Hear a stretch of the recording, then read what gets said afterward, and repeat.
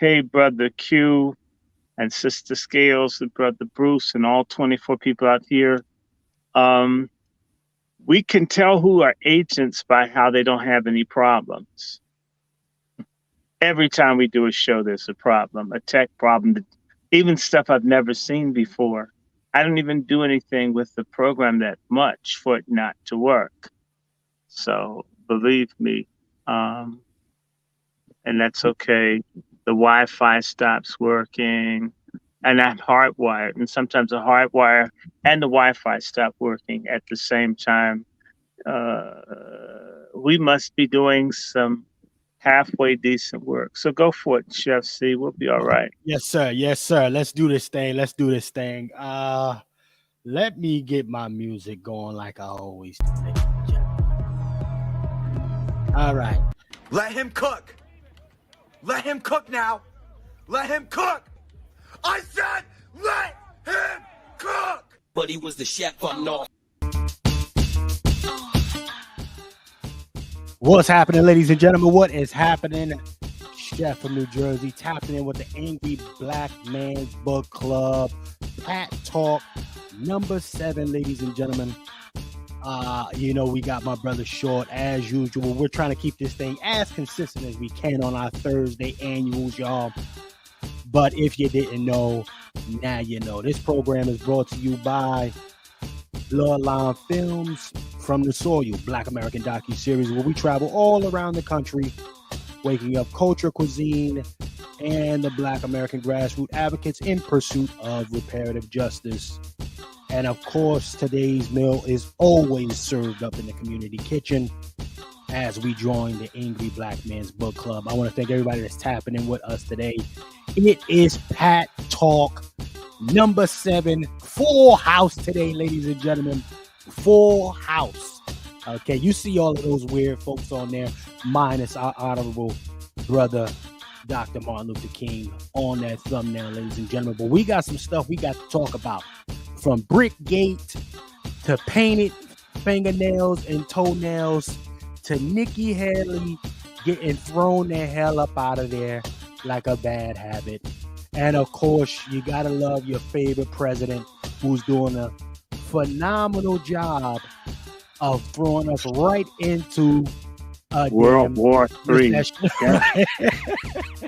So, ladies and gentlemen, you know I got my brother Dr. Short. We are tapped in. This is his program, but we also got my brother, the Lone Wolf himself, Juan Johnson, who will be tapping in with us shortly. Peace to Sister Quiet Scales, ladies and gentlemen.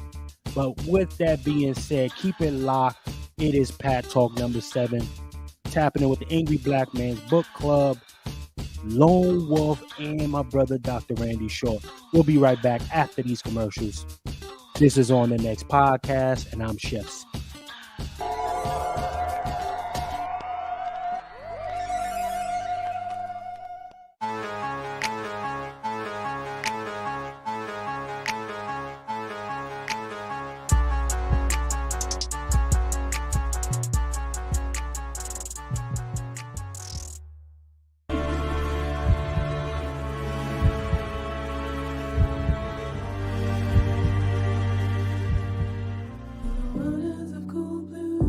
I've been all over the world. I've noticed this about Black Americans, and I'll stop here. We have more people trying to turn us around than I've seen for any other group anywhere in the world relative to what our situation is. That you got teachers, you got people that will just do stuff. If they find out you're legit, just help you because they want to see Black folks make it. We do have this. This is lacking in other places, I can assure you. But you know what? Our desire to save people cannot be greater than people's desire to be saved and to help. So the people that do not want it, let them go. Jesus said, let the dead bury the dead. I sure get it nowadays.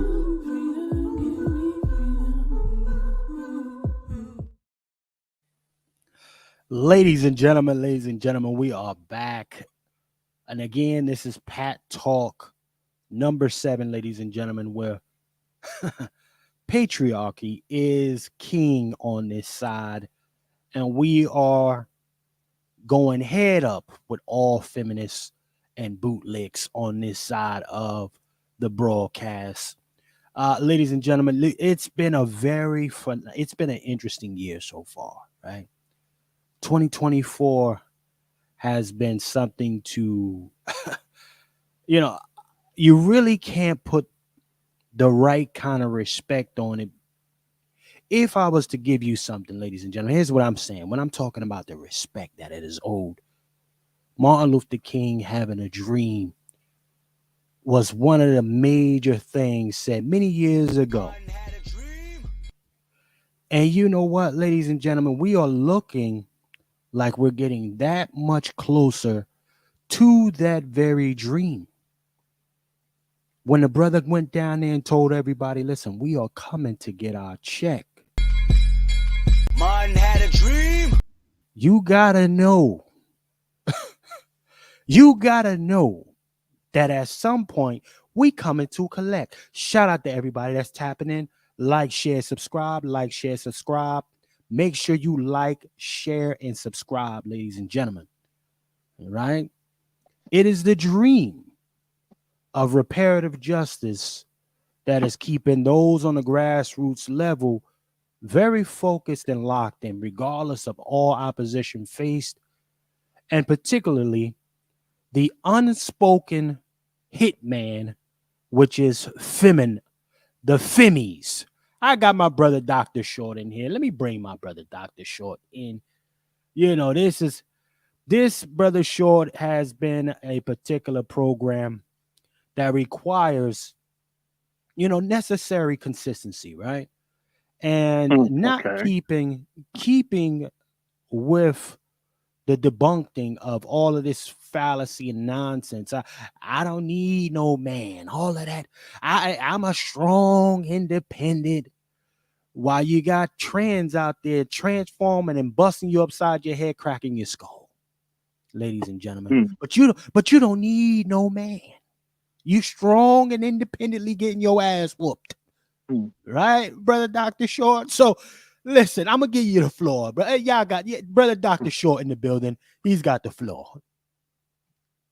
I don't need a man.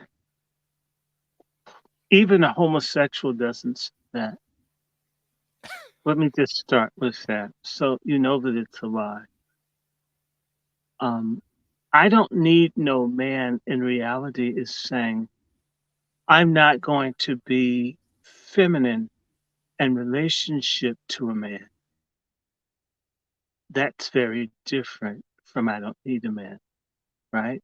I'm not going to subscribe to heteronormative gender roles.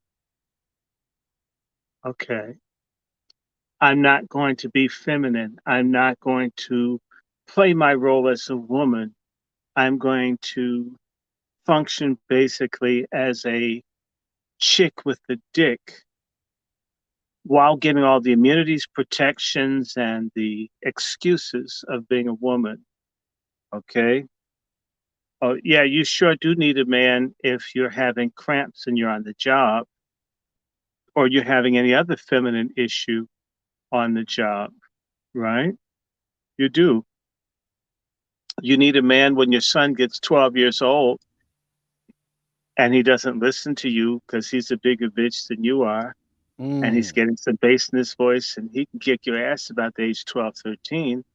You need a man. He's called 911. In fact, a whole bunch of them need men. What they mean by not needing a man is not in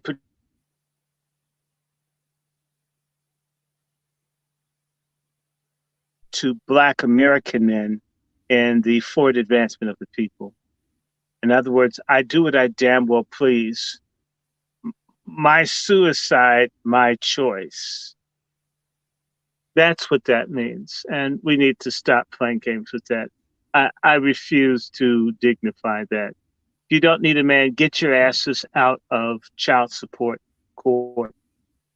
Stop asking for child support. Stop bitching about who doesn't pay more than half for the meal. Okay? Stop complaining. Shut the fuck up. Stop talking about domestic violence. Stop weaning about strip clubs. Stop weaning about the disparity in pay. I mean, hell, if men get paid more and you don't want to be with the man, if that's the way the system goes, not that I say it's fair, but if it's like that, I mean, then maybe you should want a man. Maybe you should want a male lawyer. Hmm? You need a man to help you move your furniture. You need a man when you need your hedges trimmed. I'm not just talking about the ones in your drawers. Okay, okay. You need a man when your toilet is stopped up. You need a man to put your appliances together because your asses are too lazy to read the instructions typically.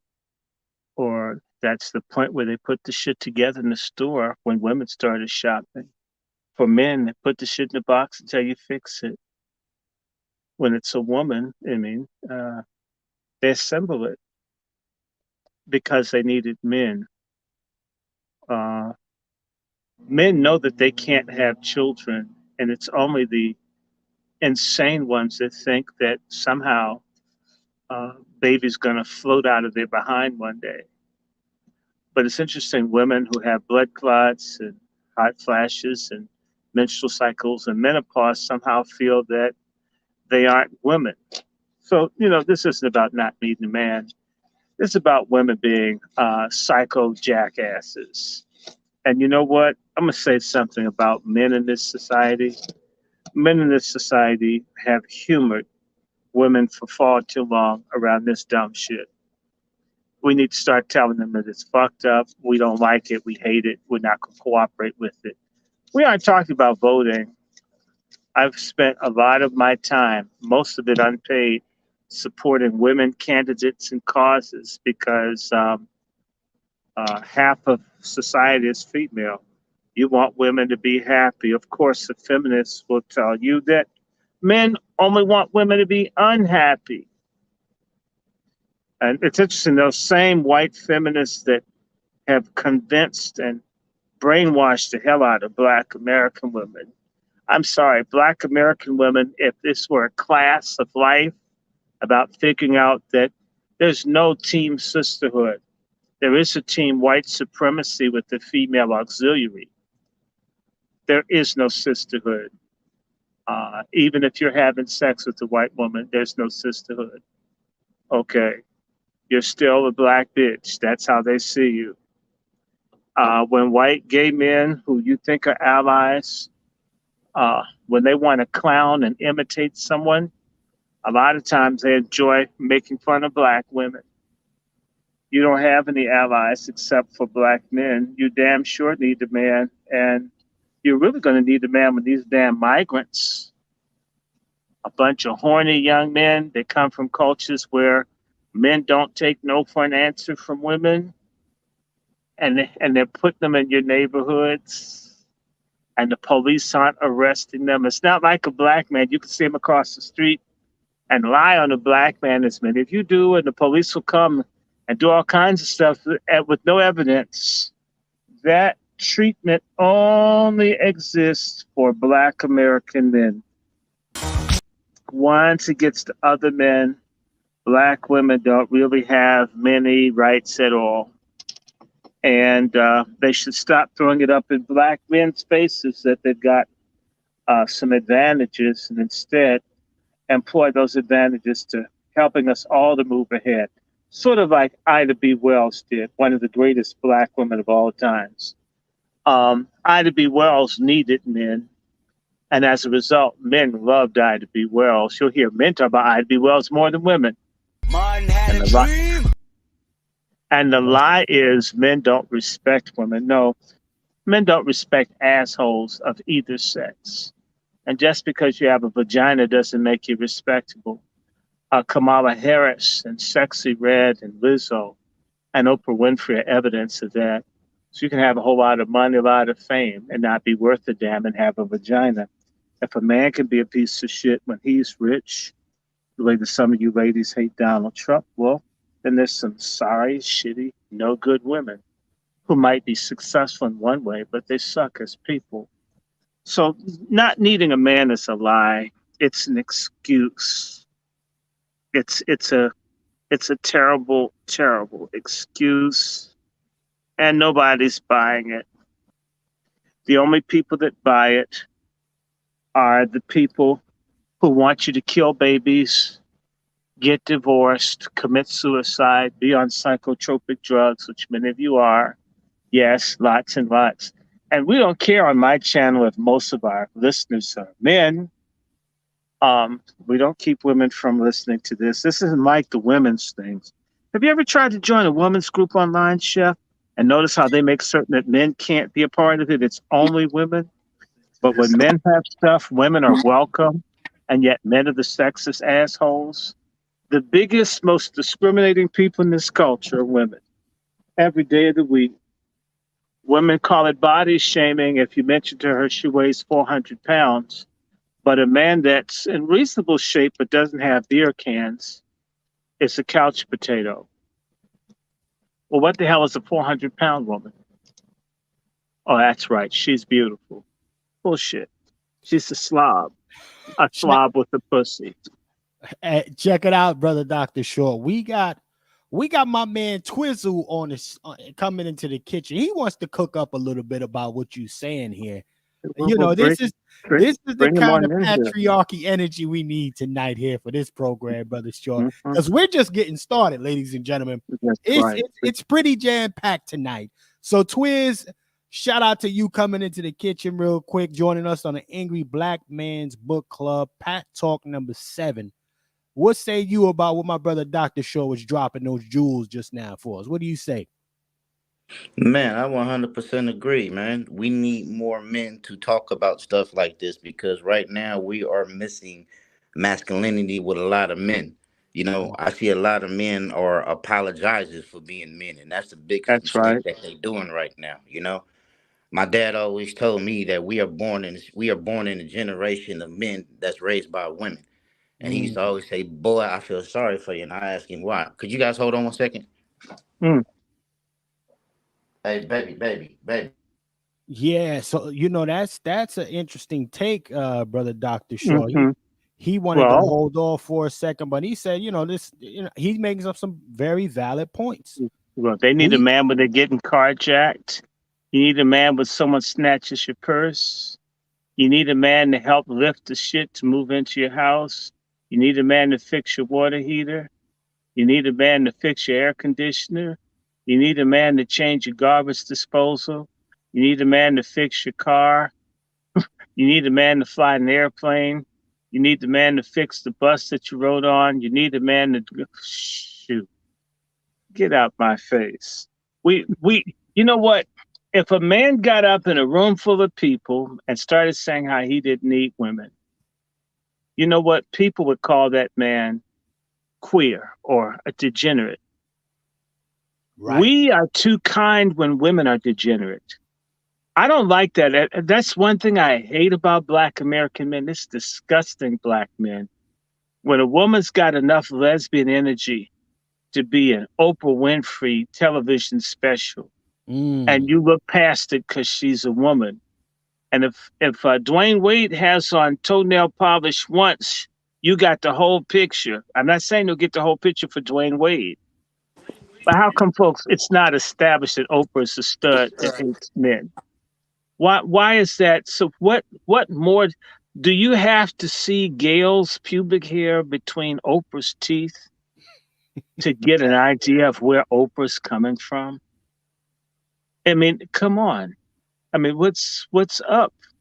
And why don't you know something about Gabriel Union? There's something wrong with her. What kind of woman offers up a boy to have his dick cut off? Come on, we gonna wake up. We got a lot to wake up today, brother. I mean, so now but you know what? Gabriel Union was shoulders broader than Roger Staubach of the Dallas Cowboys back in the day.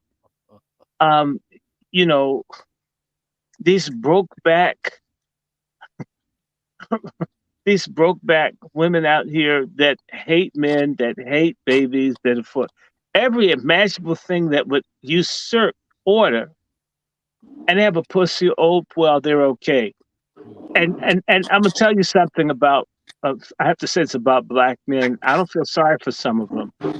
They don't have any ethics or morals in terms of what they hold women to until someone destroys their ass in divorce court or child and family law court. Then all of a sudden, the shit that should be in their face that something is terribly out of order, then they get it. I've even seen guys who would be ready to blow your head off for accidentally looking in their direction. Even if you're on a bus or train facing each other, stop looking at me, stop looking at my direction, ready to kill you if you're a man. Woman steal everything from him, lie from him, and him go to court without getting a lawyer because he's trying to prove the woman who likes her. I've just seen some really despicable black men who are worms, who women should walk on because they're so goddamn weak. They have no respect for themselves or black men in general. I mean, they could kill every black man on this planet and put them in a situation with the woman, and they have no capacity to do what's right. Whether it's working a job, if they're supervisor, the women can all come late. If you're a man, your ass better be there on time, especially if you're a black man. So he's going to Say it destroy you for not being again. on time. You know what I'm Say it talking about? again. Say it But a again. woman come late, man, oh, it's all right, sweetie. Well, my children, I had to go to daycare. The bitch has never had a kid. She's sterile from HPV. She can come in late every day. You better not have a problem. But Smoke breaks. I can't stand, I mean, no, touch masturbation breaks. I mean, if whatever it is, they'll give it to a sister. I'm not saying they can't, but they have no capacity, no matter what the situation is, to accord a man, even if he's a child. If you've ever been in public schools and the male teachers, if you had a black male teacher, they answered the female questions first. And they usually told the guy, work it out. No, motherfucker, you're the teacher. You're supposed to teach everyone. This kind of behavior that the boomers, same boomers, that talk about how things are, they contributed to this. I just had to go off. I'm going to finish in a second for the brother that stepped away for a second. I was talking to a boomer, and he admitted that the Malcolm X grassroots organization and others have been hijacked by radical pork chop feminists, studs, and the Republic of New Africa. That all of these things now that you see are you supposed to think of grassroots, then they're all run by studs everywhere. And they're the biggest saboteurs in our race. And you know what?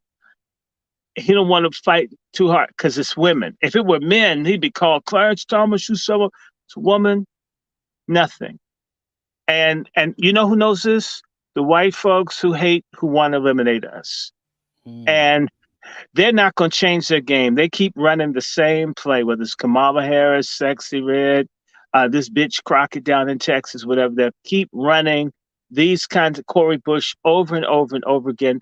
Because, you know, even going back to the Black Panthers, they knew that they could use Elaine Brown and other sisters in the Panther. The Black Panther organization, by the way, was about 70% female, with a huge number of snitches, male and female, I guess. And they knew that the guys would fight each other, wouldn't even talk to each other. They would bitch on each other. These are boomers that could pull a gun and shoot a Negro if he thought someone said or wrote or did something. He could kill a person without thinking about it. Would never do it to a policeman. Would never do it to a cop beating his mom, but could shoot another black male without a conscience. You could get a black woman to sleep with multiple people in the Panthers and get them to all kill each other. And no one say, hey, wait a minute, you screwed Chef, you screwed him, you screwed, well, why are you trying to screw me? And that's part of, I'm sorry, no quality dick control and no quality control for pussy. All pussy isn't good. It may look good on the outside, but you know, what's in it? You know what I'm saying? It's the same principle. I had to put 2 mice down today. I have really nice trap. The trap really looks cool from the outside, but what's inside is death. And so just because a person has another set of genitalia doesn't mean that they have a high character or good morals or that they're a decent person. However, we were told by the boomers and others, if it's got a hole in it on the front side, of course, then it's okay. It's all, that includes white women, everybody, black men, just as long as it's got a hole, it's all right. And so until we make an adjustment, I don't care. I mean, The hole, okay, we want the hole, especially on the front. Nobody wants rocky road on their thing. But, well, except for unless you're little Nas X. But it has to be more. You're supposed to have a vagina if you're a woman. In fact, it should be clean and it shouldn't be like community property. That's where we sort of fall off. So they should have that. And I guess it's good, but is the central processing unit connected to that vagina good? Is it an enemy of Black people? Is it a friend? And this is sort of where I met a lot of them. Man, I ain't gay. I don't think about that. So we're seeing Black men every so many weeks getting killed, a mess with different women. Get ready to see a large number of Black men killed over the next few years because of not having quality dick control and not having regulations for pussy. They just won't do it. In fact, they consider it gay to have a standard for women. And anyone that talks about a standard for women, man, I don't think about it. I'm going to just give you some, right? These kinds of men are brute beasts that will be taken down by the system. Mark my words, a whole lot of Black men, because they have no personal discipline about who they lay down with or what they do, many of them will be destroyed. And when they get to prison, if someone lies to them about rape or whatever, they're dead meat. And we can't help those people. So, but that's why these women act like this. For every decent Black man that at least thinks about this, there may be about 150 that can't get past their balls. That's a fact, man. That's a fact, brother Dr. Short. Brother Dr. Short, real quick before I go back to my brother Twiz, we have the Lone Wolf himself joining us, brother Juan J. Johnson, Lone Wolf Firearms. Welcome to the Angry Black Man's Book Club, Pat Talk number 7, coming up out of the community kitchen. What's happening with you, brother? And a married white woman to you, too. White woman to you, sir. A married white woman to you. Can you hear me? Yeah, I hear you. Brother Juan. It is good to be in a patriarchal spot. There's nothing like the patriarchy. For all those who have a problem with it, you got an issue with God.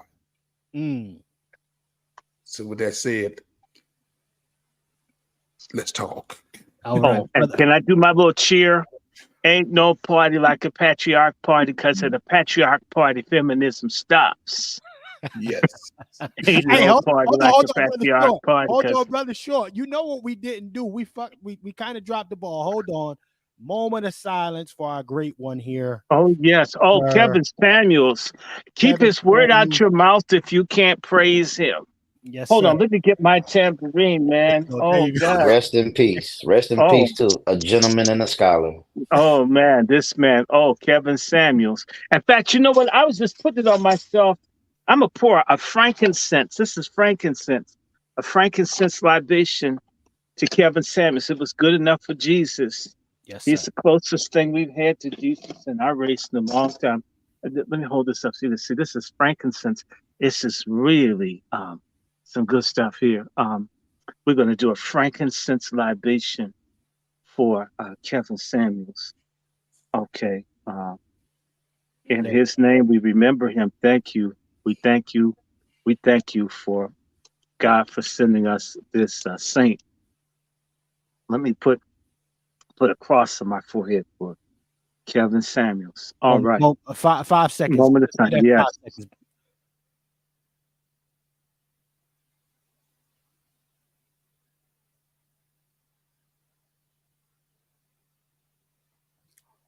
All right. And we say the word Kevin. Kevin, man. Kevin. Brother Twiz, you got the flow, sir. It's on you, brother Twiz. Can you hear me? Yes, sir. Yes, indeed. Yes, indeed. One like Lone Wolf said, this is a beautiful space, man, because if we was to do something like this on Twitter and everybody else, man, we'll be getting spammed. We'll be getting so many phone calls and everything. But this is what's needed, man, because it's really time to bring the truth to the light, man. It's really time, to address the elephant in the room. Men are going to have to step up, man. And the first thing about being a man is being your own man, standing on your own 2 feet and believing in your square. You have to be out here with your chest out, head held high, standing 10 toes down on what you believe in. And what I see a lot of these young men in here, I see a lot of these young men in here scared of women. You know, they're scared to tell the women to shut the fuck up. You know, they're scared to Yeah, tell the women please to shut sit the your fuck ass up. down. You know, sit your ass down, you know, because you don't know everything. You know, you don't know everything. You're not in this particular position that I am, and you don't walk in these shoes. So just sit back and listen. But that's the impossible. That's the wrong thing to do, to tell a woman to listen, because they don't know everything. But at the same time, too, it's kind of difficult to navigate these treacherous waters out here because you're swimming with sharks. In today's time that we're living in, these women out here are predators. You know, my dad always told me, boy, anytime you have a woman doing the same thing you doing, you're gonna always have problems.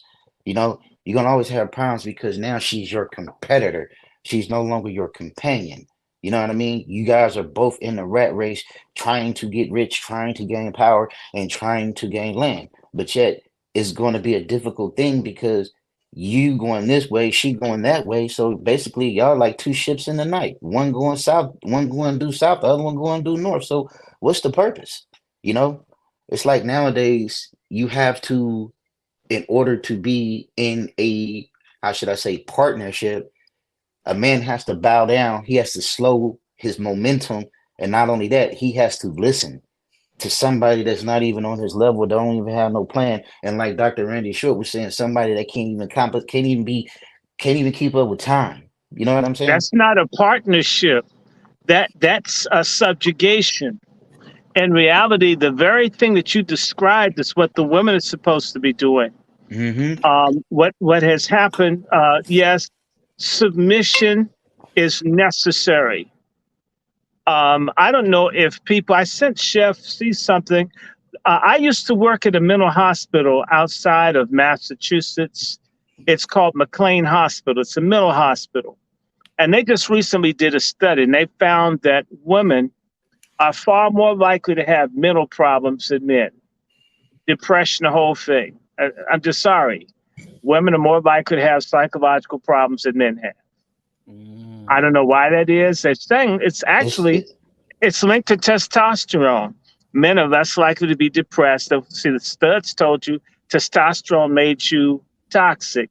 The study from McLean Hospital, the part of Harvard University, is testosterone helps men be more functional mentally than women. Mm. Come on.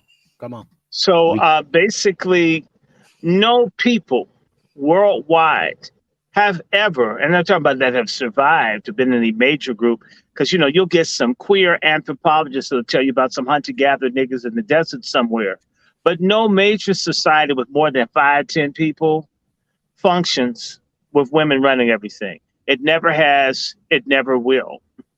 Okay, I'm not saying women can't run. I'm not saying women can't preach, lead, preach. but it is not the norm. And in fact, I had these books I got. I was just looking through them. I have this book with a lot of typos, and it talks about blacks in early Great Britain and all of this. And the thing that's very interesting, I always bring this up, there have been women rulers, women queens and such in many societies that had total power.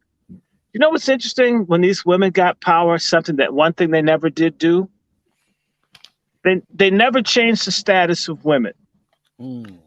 Come on. It's like in Georgia now. You got that rerun from what's that show? What's Happening? Remember What's Happening? The show from the 70s. Okay, and you know who Rerun looks like? I Rerun call looks her Big Poppy. I say she the female Big Poppy. well, but the woman in Georgia, Fannie Willis, looks like Rerun from What's Happening without the beanie. And Georgia's the epicenter of human trafficking for black women in America. You see these black women with all this power, all the boule, Spelman with its $200 million in recent endowment. You would think something would be done about black women in slavery. I'm sorry, not a fucking thing, not a goddamn thing. And there are black women prosecutors all over the country, black women police chiefs everywhere. Nothing. It's actually gotten worse. Remember, it was a woman that sat there when Eric Garner was being choked to death by white men laughing. Her name is Kissy. Had a black man been laughing and a black woman was beaten to death or choked to death, oh my God. Because we have a standard for what men do. We don't. You black women don't have a damn standard for how you're supposed to conduct yourselves beyond yourself. Responsibility and reciprocity. It seems to lack in terms of group wide, which is why somebody like Fannie Lou Hamer, somebody like Ella Baker, somebody like Maria Stewart, there's some great black women.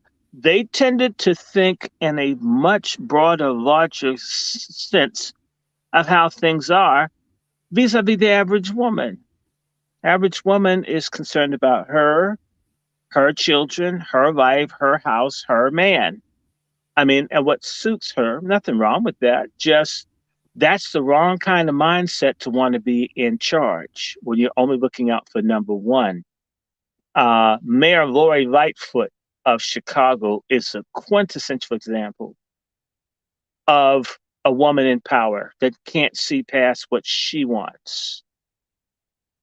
And I watched a whole lot of liar sisters. We have a lot of sisters who they're so into these lies. I hate to say it until they're liars and they're not aware of it. They're conditioned to be liars.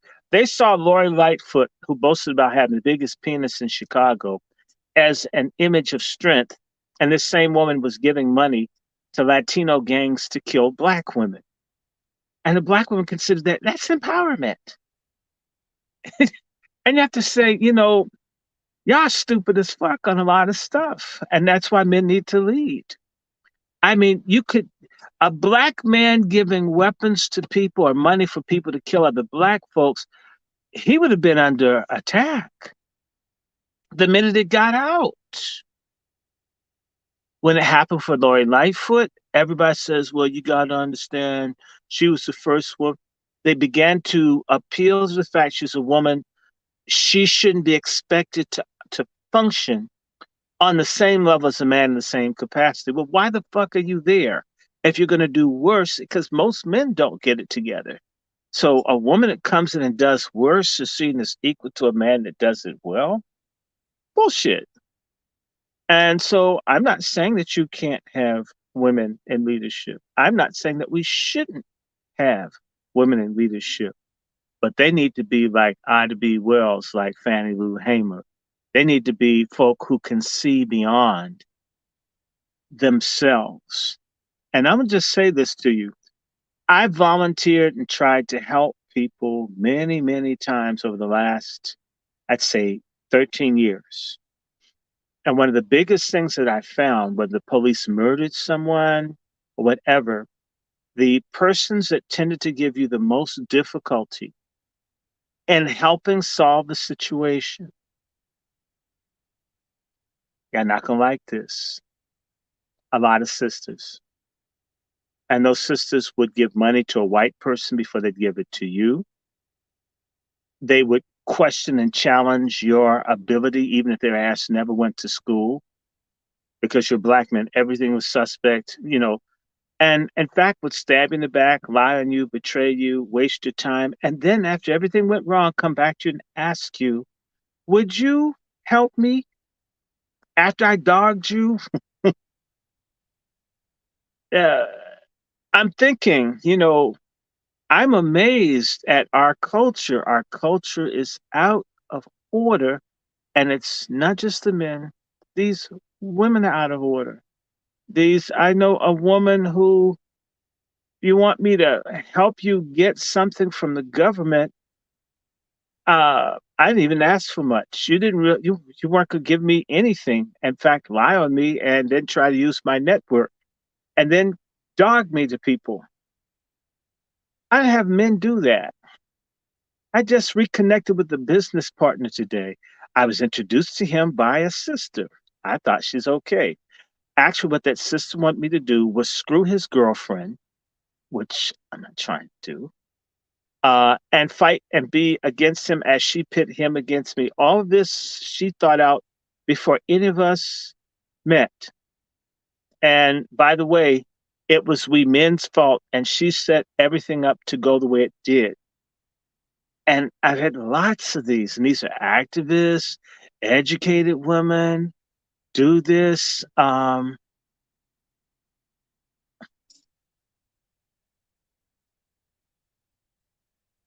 Yeah, yeah, I want moderators. We're gonna get them. I've done everything that I could do, and I've seen other people that have worked with, and they found there's something, there's a respect problem, there's a role problem. In fact, the woman that was trying to pit me against the brother I was going to work with in agriculture, she told me, I don't think that there should be roles for men and women. And so I said to her, well, I'll say who? Well, Nancy, whose tit does the baby suck? This woman has a PhD. She didn't have an answer. In other words, her thing is, shoot, let him suck on the man's chest if the baby wants to. So where's the baby going to get the nutrition from? And it's a woman, by the way, pro-abortion, you know, the type of feminist. So here's a woman talking about the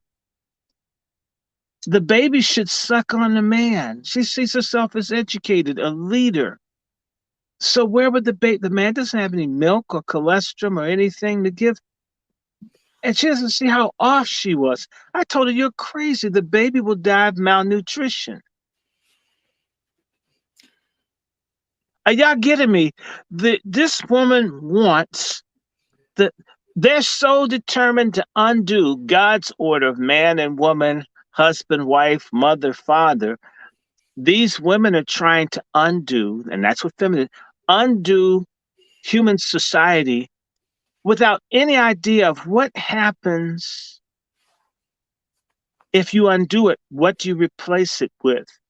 And I just want to pause now, land my plane here, Chef. There are going to be millions and millions of Black women who are going to be single and alone because they overplayed their hands in terms of how they dealt with Black men, and they're never going to get married. And they're going to be at the mercy of these foreigners and assisted living and so forth.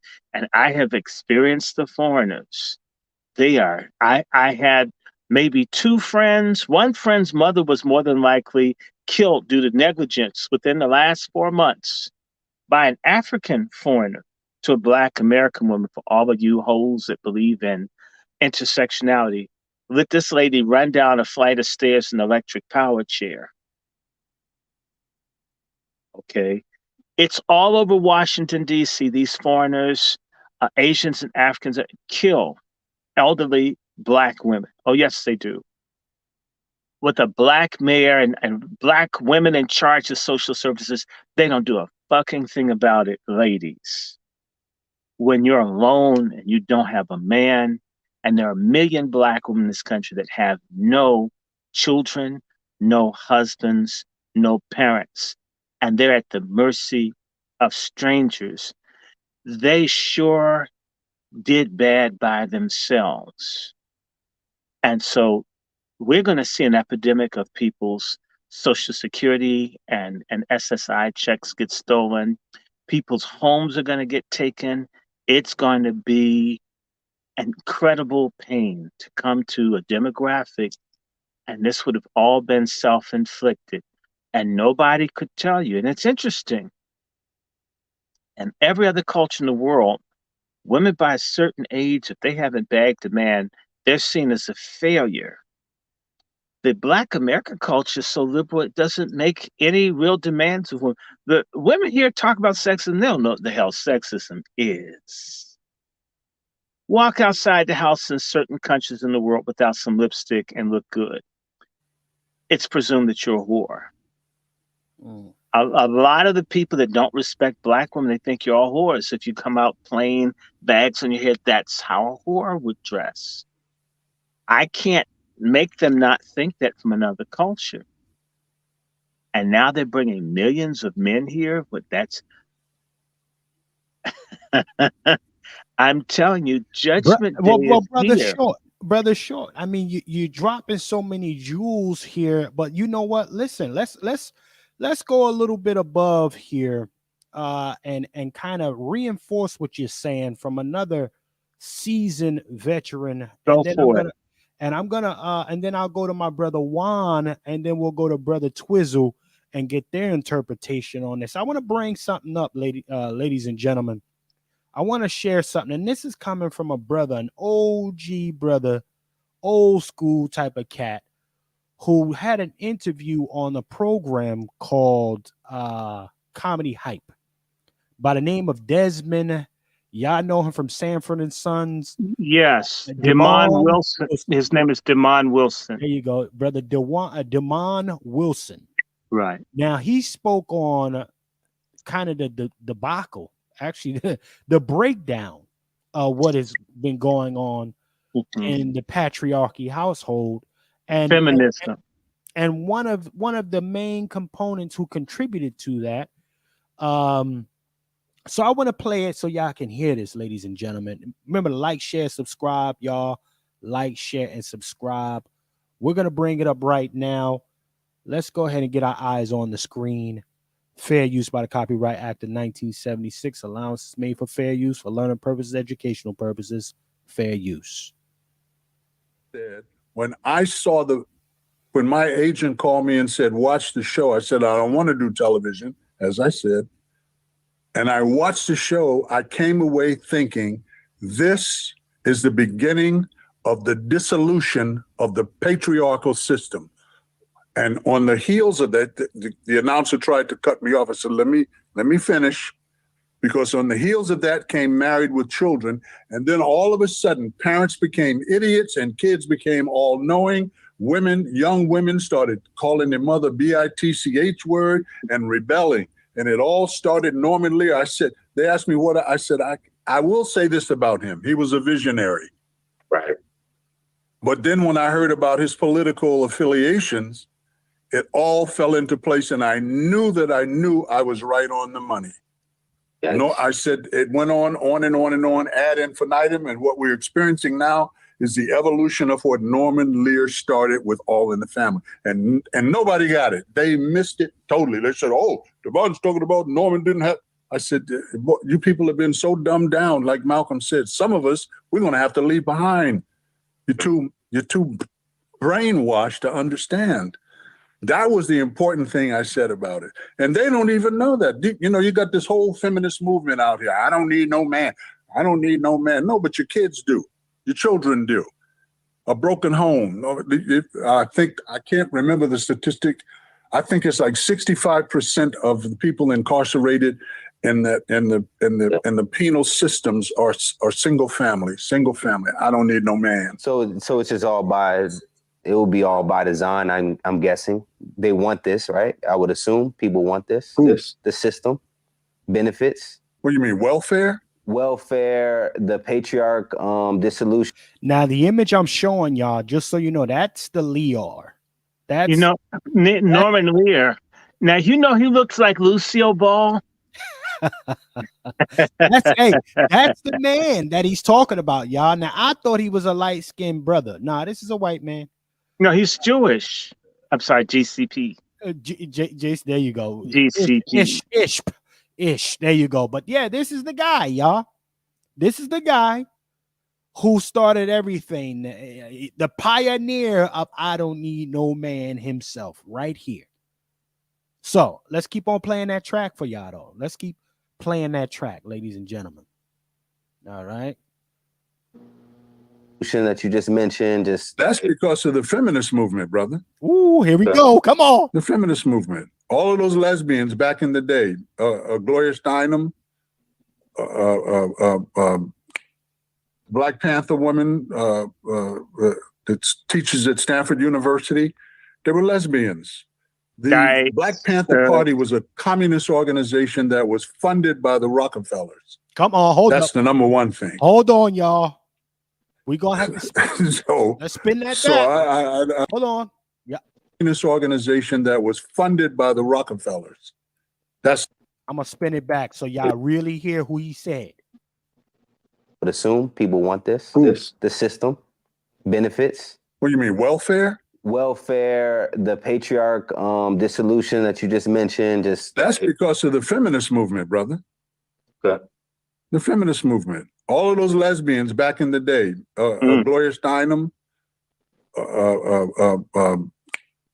Black Panther woman that teaches at Stanford University, they were lesbians. The Black Panther Party was a communist organization that was funded by the Rockefellers. That's the number one thing. So hold it, brother. Hold on. Where my brother Juan at? I got to swing this to the lone wolf. Hold on. Where the wolf at? I got to swing it to the wolf. Now, brother Wolf, we'll continue that. Sir, what goes off when that man said that? Because until I heard that information, I had no idea that the Black Panthers were funded by the Rockefeller Foundation. You know the atrocities that they're responsible for when it comes to our community. What are your thoughts, brother Lone Wolf? And then we go to my brother Twiz. Well, first of all, I wish that I would have got more context from Brother Damon Wilson. Okay. I know he's a solid brother. He's a believer. I just wish I'd got more. I wish he would have quoted a source, because to make that allegation, you got to stand on that with a source. Woo. Come on. It's like I said, okay. That's new to all of us, right? Well, the Black Panther Party, they were atheists, yes. They were socialists, which is communism light. That's true. And they're internationalists. So they were aligned with them. If they were not in it, they were aligned to it. So you have a relationship to Cuba, North Korea, all of that. That was a common thing back at that point in that movement. So I'm not trying to say the Panthers absolutely dislike capitalism, and there are many reasons for us to have issues with capitalism, but them being just, well, my key thing with the Black Panthers was that there is no space for God. And yeah, I'm going to keep saying it. God, Black folks, we've gotten incredibly stupid. I meet so many dumb, retarded, atheistical Black people. The one thing I know about hell, it's going to be full of my contemporaries, because I meet so many people. I don't have any beliefs. I don't have I want everybody to be happy. Well, what about Charles Manson?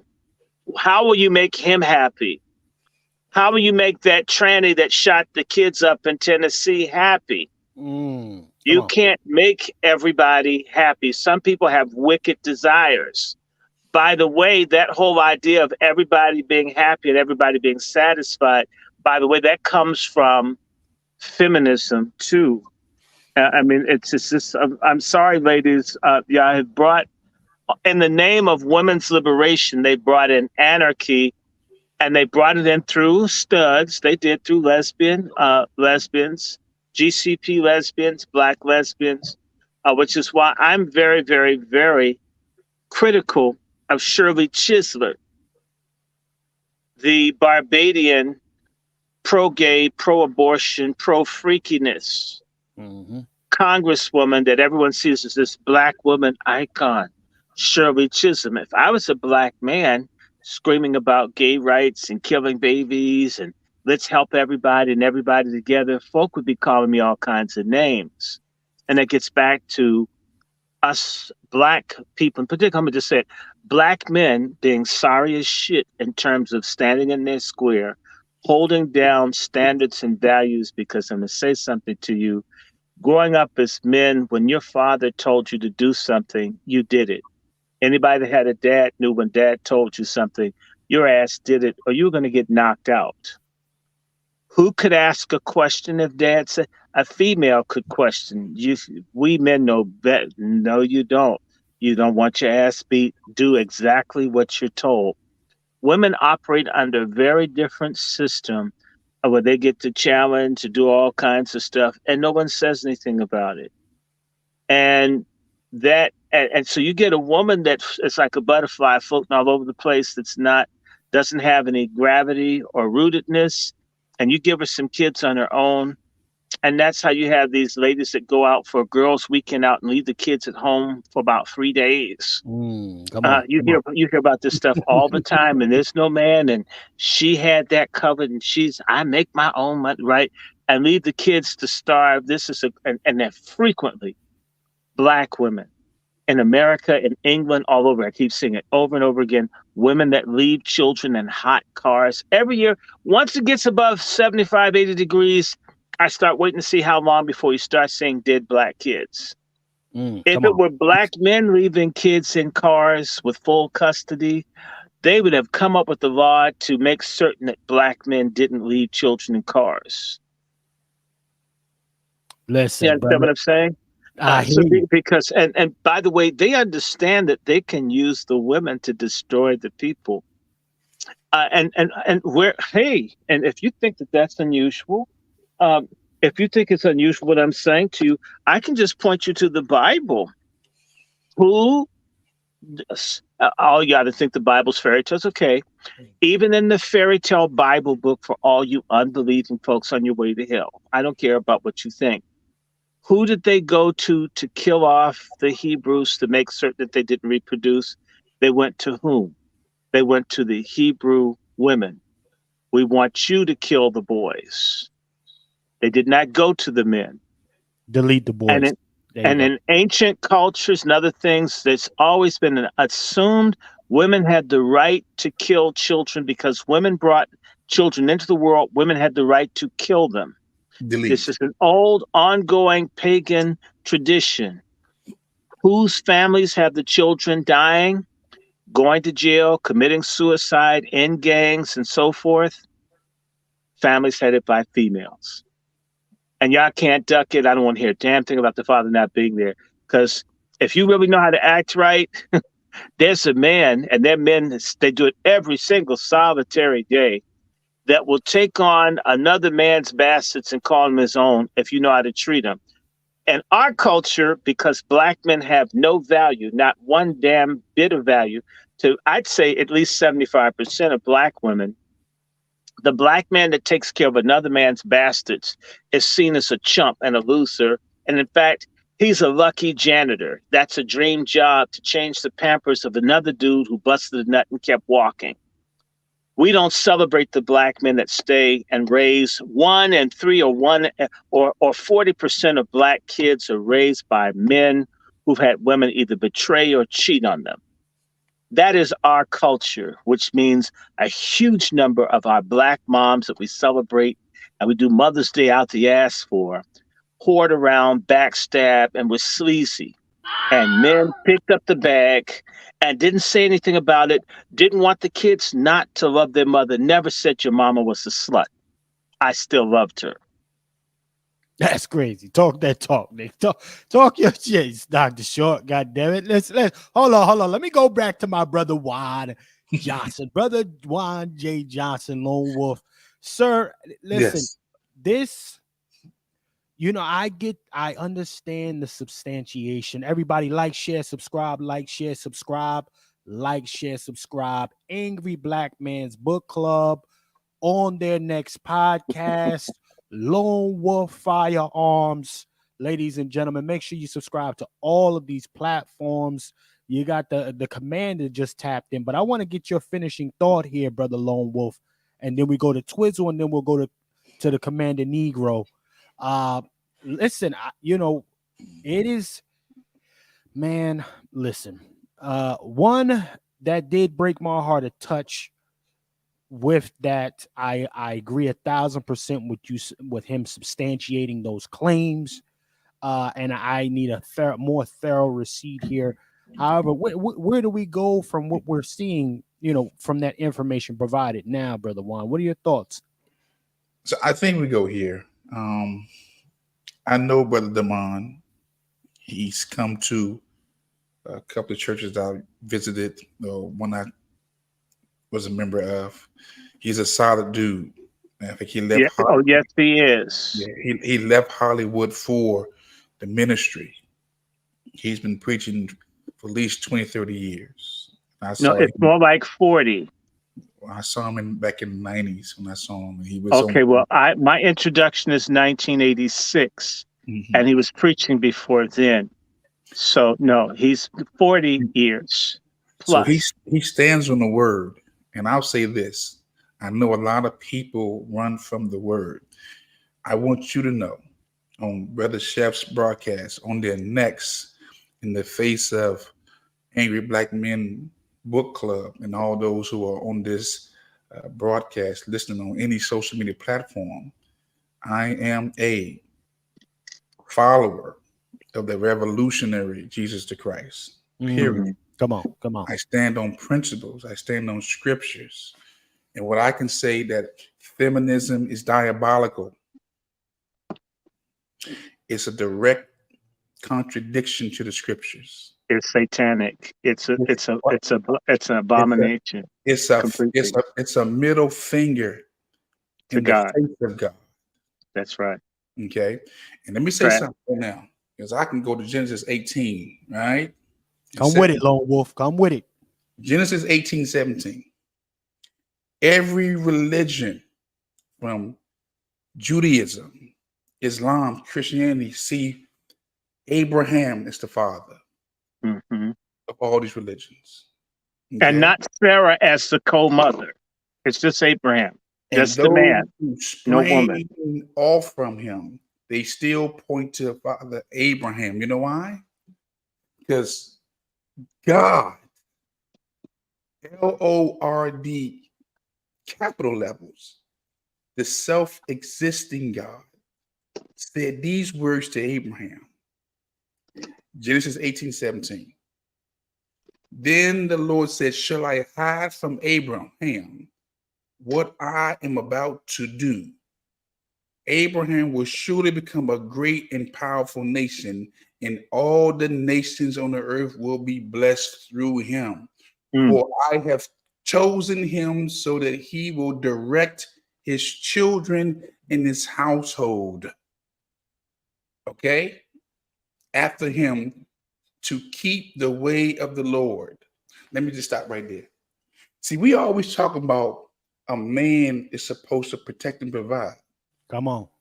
But for real, before he protects and provides, he gives instructions. Come with it. And the reason why God chose the man, he didn't choose Sarah. He didn't say Abraham and Sarah. He said Abraham. Because he would give instructions. And what's missing or what's rebelled against or what's resisted from us is they don't want to listen. If you don't want to listen to me, then you don't want to listen to God. But they try to go around the man and get to God.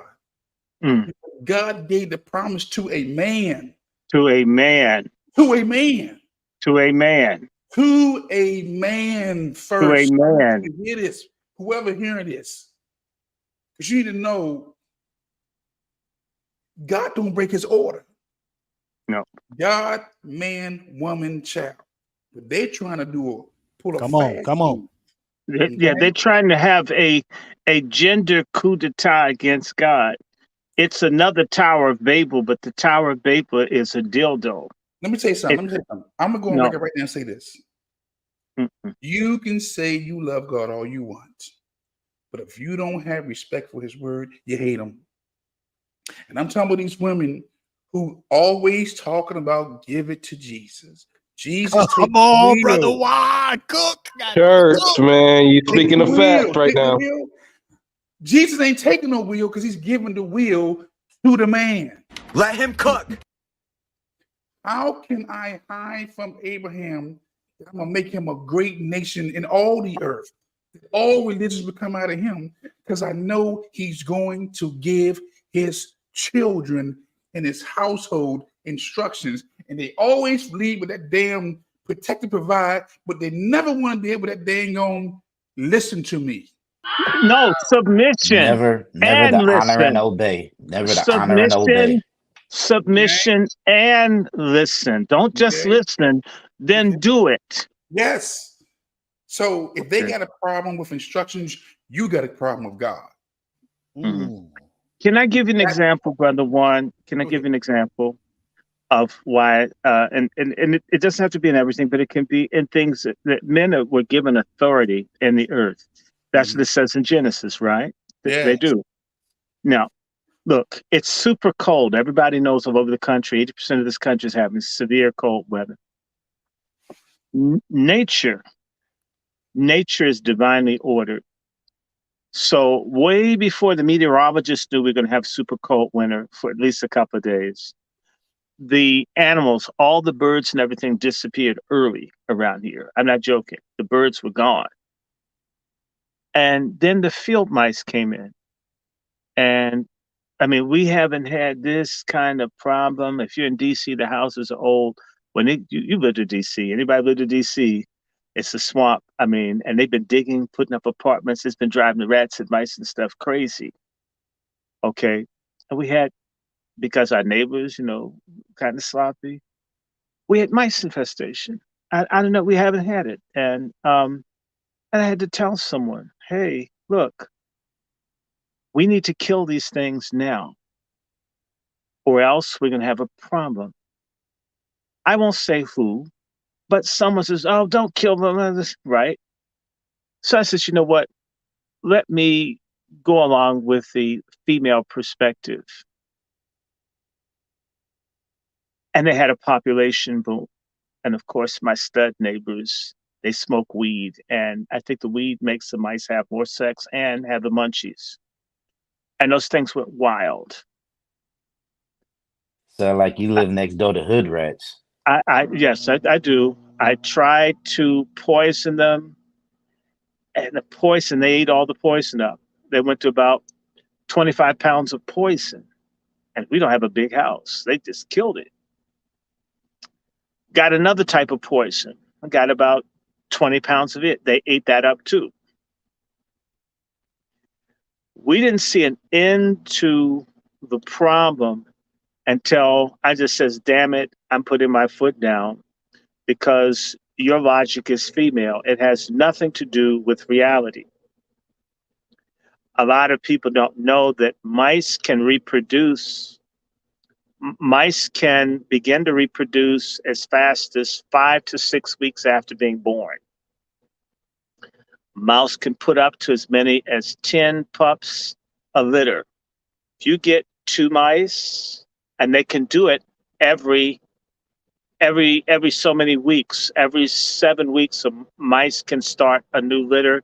They can gestate a litter in 20 days. You do the math. We didn't get a break in the behavior from these rodents until I began killing them, and killed the asses I have. Now, Self is over here taking a break. But I had to say to someone, we had a problem because you did not listen to me. You went in your feelings. You don't even know anything about the biology of the rodents. I do. I've been killing them 50 years.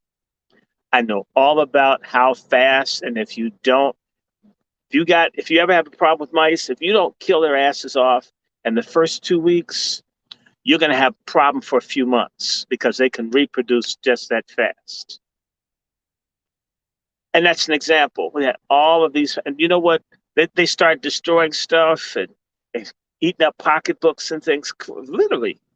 And it took killing them.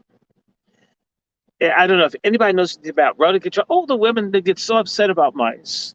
But don't kill them. They have a humane way that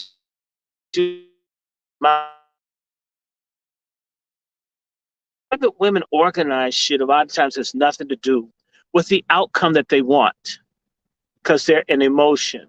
Sorry, you women think with emotion. We men think with logic.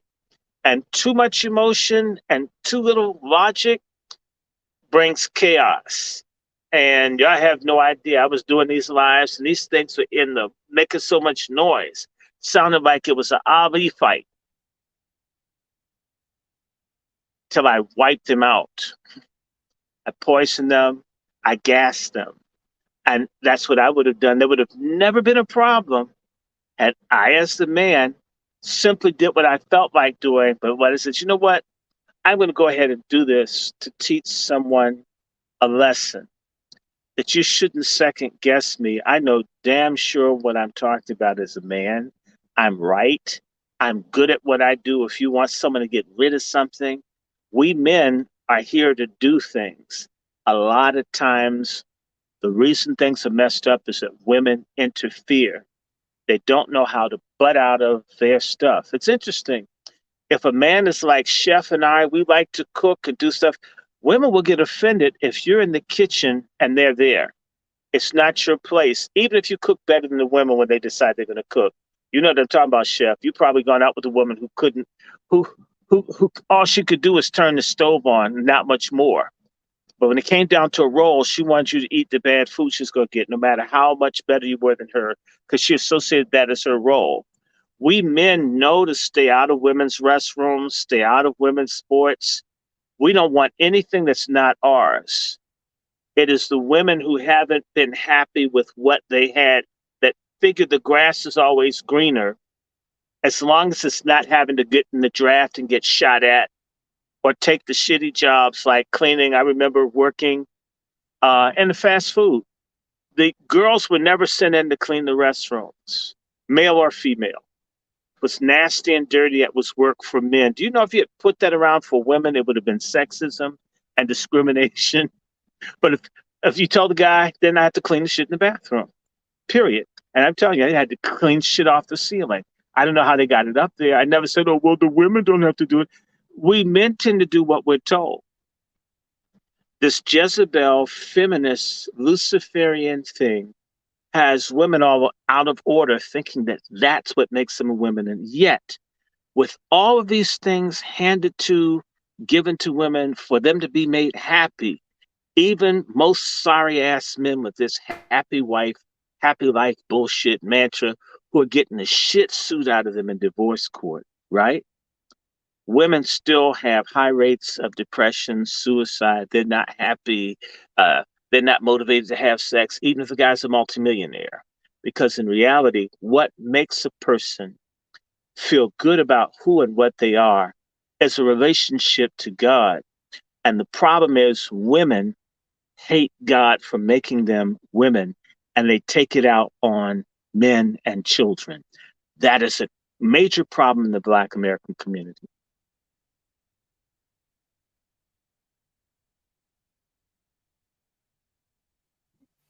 You know what, Brother Short? You know what, Brother Dr. Short?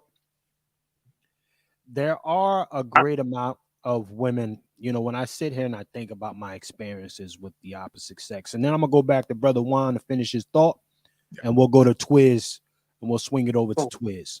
And we see the Negro on there. Oh, my God. It's one of those. Oh, yeah. We definitely want to wake it up. He's on the front line of feminism in Connecticut. Slum etiquette. Oh my God! Yeah, I got a lot going on in Pistol Wave in New Haven.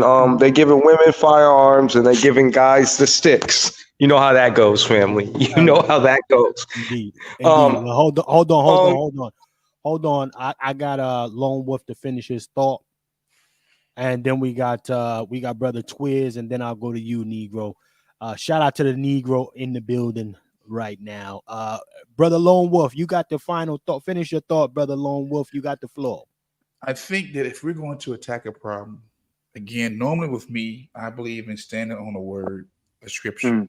I think that if we're going to do anything, if we're going to build something, if we're going to fight something, then you got to stand on something. It's got to be a word. You have to be grounded in the word to do the fight.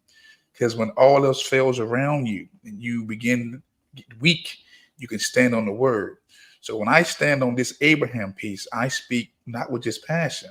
I speak with authority because I know that God, the creator, the self-existent, who created everything, whether you call him Allah, or Buddha, or Jesus, whatever you call him, he still gave instructions to that man. Okay? And his wife wasn't with him when he gave those instructions. Okay. She was a part of him, but she wasn't with him. We've got to stand on making these women, and I mean when I say making them, laying down the law, being unapologetic, unapologetic, okay, and knowing that if you listen to me, you'll get the blessings. Look at it. Abraham's gone. I'm a seed of Abraham. The brothers in the Islamic faith, they're seeds. Judaism, all these are seeds from one man. Because God said, I'm not going to hide from him, because he's going to give his children, his household, and all those in his wingspan instructions. See, we're fighting against a type of Miriam spirit that you can find in Numbers 12. She made Moses. And she made these words, does not God speak to me also? So we don't even deal with that. You know, Moses married some black woman and she mad at him. And she gets Aaron and say, does not God speak to me also? Okay. And when she went full Aretha on him, didn't she? You better think. So she went full rebellious on her, because her name means rebellious. Her name means rebel. We don't talk about Miriam, but her name means rebellious. And we're dealing with a lot of women who are acting like Miriam. They have a rebellious spirit. A Jezebel spirit. But this is even before Jezebel. This is the root. I know, of it. but we know it. If we could put a familiar term out, Miriam means rebellion, and she's a precursor to Jezebel. Facts. Or Delilah that you've got. And by the way, if you go to divinity school, this is how crazy it is. All of the stories that point out any issues with women we're told that that's male bias against women. Now, everything critical of men in the Bible is true. It's only the things that point out flaws in women that is male hate, misogyny in the Bible, men hating women. It's interesting. All women are basically all good, including Jezebel and Delilah. They were freedom fighters, and I mean, if you go to a liberal seminary, which is basically a place full of shit. A cemetery. Yeah, well, actually, I like cemeteries. I live near one. This is much worse. Okay, whenever the scripture points out something that people need to look at in women, they target those and say those have no relevance. You can't. The Bible doesn't say, only when the Bible picks out Mary and when the woman Zipporah does the rituals, only when the women are doing good is the Bible relevant. If the Bible points out anything that women do that's wrong, it is incorrect. And that's the rebellion I'm trying to tell you. So what's her name? Vashti McKenzie from Baltimore, who's the bishop of the AME Church, who's now head of the National Council of Churches. Okay. These types of women, anything that points out that women did something wrong at any time is incorrect. Everything it says about men, and then some that didn't even get written in, they'll tell you, is true. So this hyper accountability for men and no accountability for women, because God is speaking to them too. And I know a woman that will tell me, she calls herself an apostle. And I'm not saying be whatever you say, but they'll say that Jesus had lots of female disciples and they'd hidden it all. That's interesting. Okay, so what you'll find is that they've got, not only they have their own facts, their own scripture and reality, they've got their own God, separate and apart from what we have. Because how do you come up with something else? And that's apostasy throughout the church. And the same thing is how you got trans in the church, how you got Black Lives Matter in the church, how you got abortion in the church, how you got gay affirmation in the church. It's come in through these females. That's crazy. Brother Juan, your final thoughts, sir, and then I'm going to swing to Twizzle. My final thoughts is this: it's not just a physical problem. It's spiritual, yes, But sir. these are spiritual problems too. And again, if you're going to deal with the symptom, we got to deal with the root. Mm-hmm. You know, I mean, for every symptom, there's a root. We always look at the symptoms, but we're not really dealing with the root. And again, I'm unapologetic.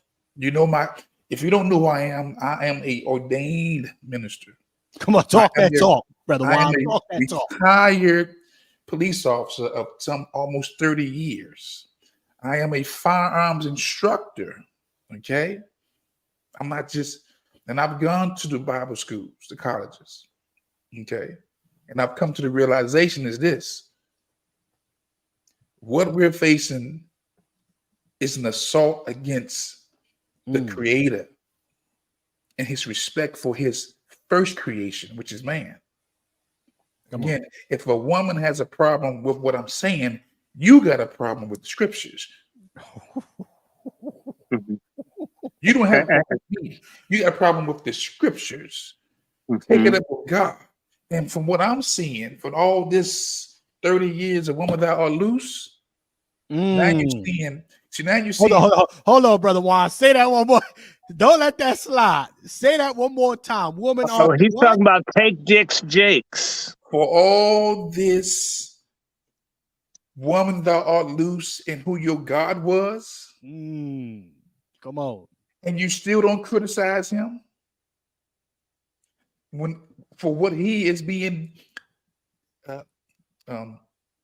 accused of.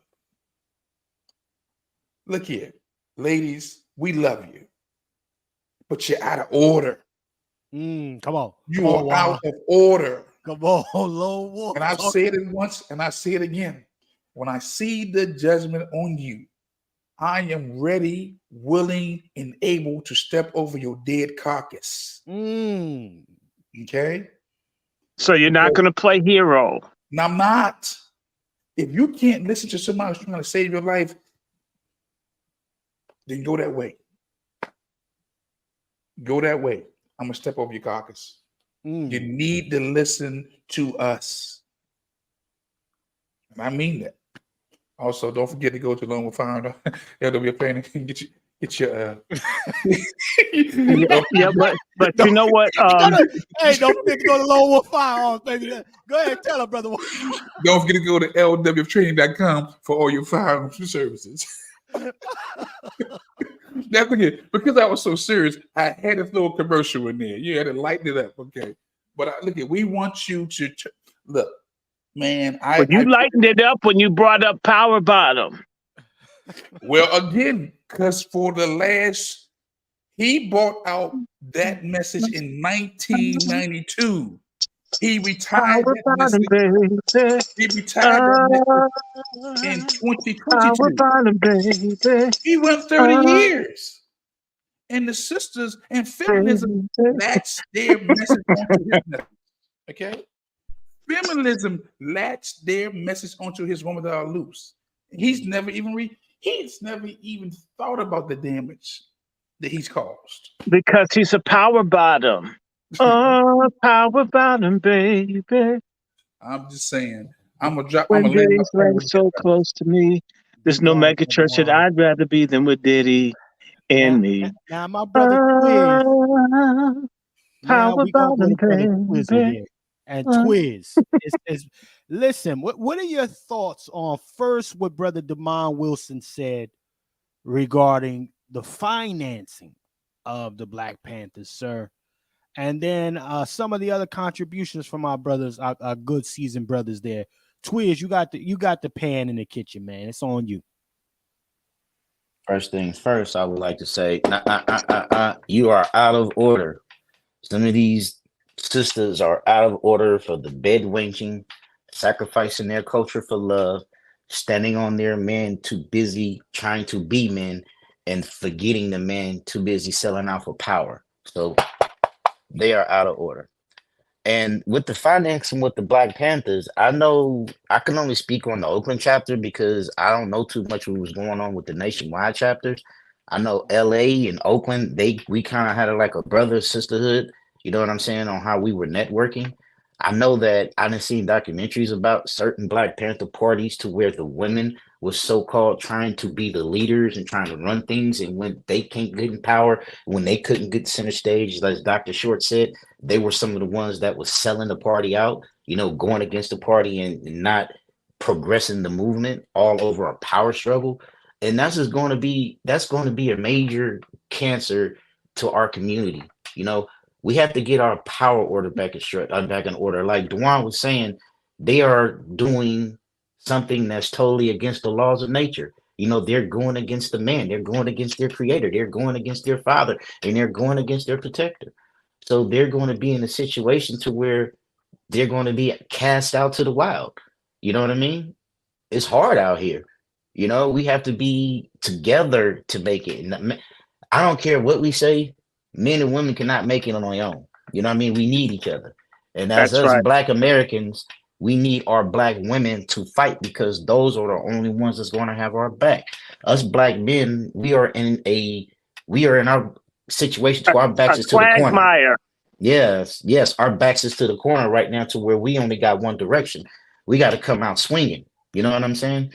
And if we don't have our women's on our back, it's not pretty good. And I just want to ask Dr. Randy Short a question. And I'll pass the mic and I'll let the Negro go.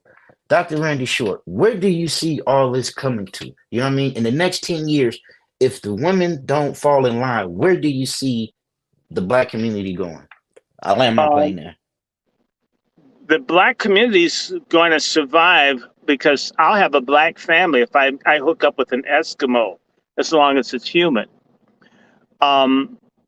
Black women have to stop outsourcing their relationship jobs, or they'll end up basically without any work. Hey, brother Short, hold on. Elaborate on that for the people in the back. Outsourcing like you outsource. You send Black women have sent Black men, like America has sent factories and stuff to China and Mexico because they didn't want to pay American workers. Black American women, many of them have not wanted to be wives. They want to be roommates with financial fiat. Do not want to be wives. So they don't want that. They don't want to pay that kind of monogamous sexual wage to Black men. They don't want to be. In fact, there's a word, you'll hear women say this all the time, and it's implied, and Black men are so tone deaf and retarded. When a woman says, I'm not doing all that, what's all that? Come on with it. Well, come with it. What it means, all that is, I'm not going to take care of you and love you and nurture you and be a wife to you like your mother, your grandmother, women from. I'm not doing it. Black women have been on strike for close to 60 years. And what happens when the wages, like, for example, if you're a capitalist and you have a business and you can't work with a particular labor force, then you send your business somewhere else. The passport brother phenomenon isn't going anywhere. Kevin Samuels, peace be upon him, is the relational Moses. Let my testicles go is the message that he shouted from our Mount Sinai.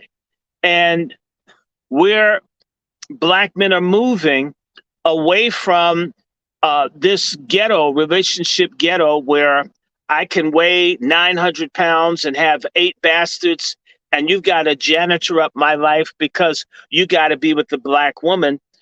That used to be a kind of orthodoxy for Black men, not for Black women. Black women have always been able to be with whoever they want to be with, more or less.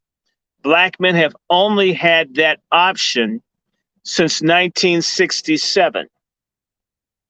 And black men, for the most part, still marry roughly 90% of the black American women up until recently got married by black men, even though black men haven't been wanted. There has now there is a break.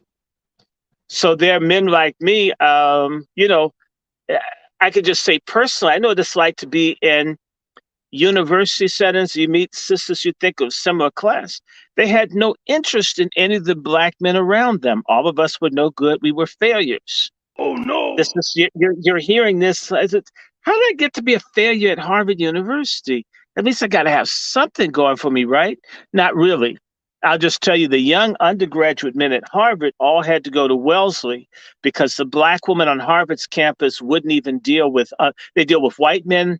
The black woman would go out with white women, Asian women, Latino women, anything but a black man. Oh no! So I've been saying this for a long time. And the guys would go to Wellesley. And by the way, while the black women weren't interested in the black men, the white men, the black men, everybody was chasing down the black man except for the black women.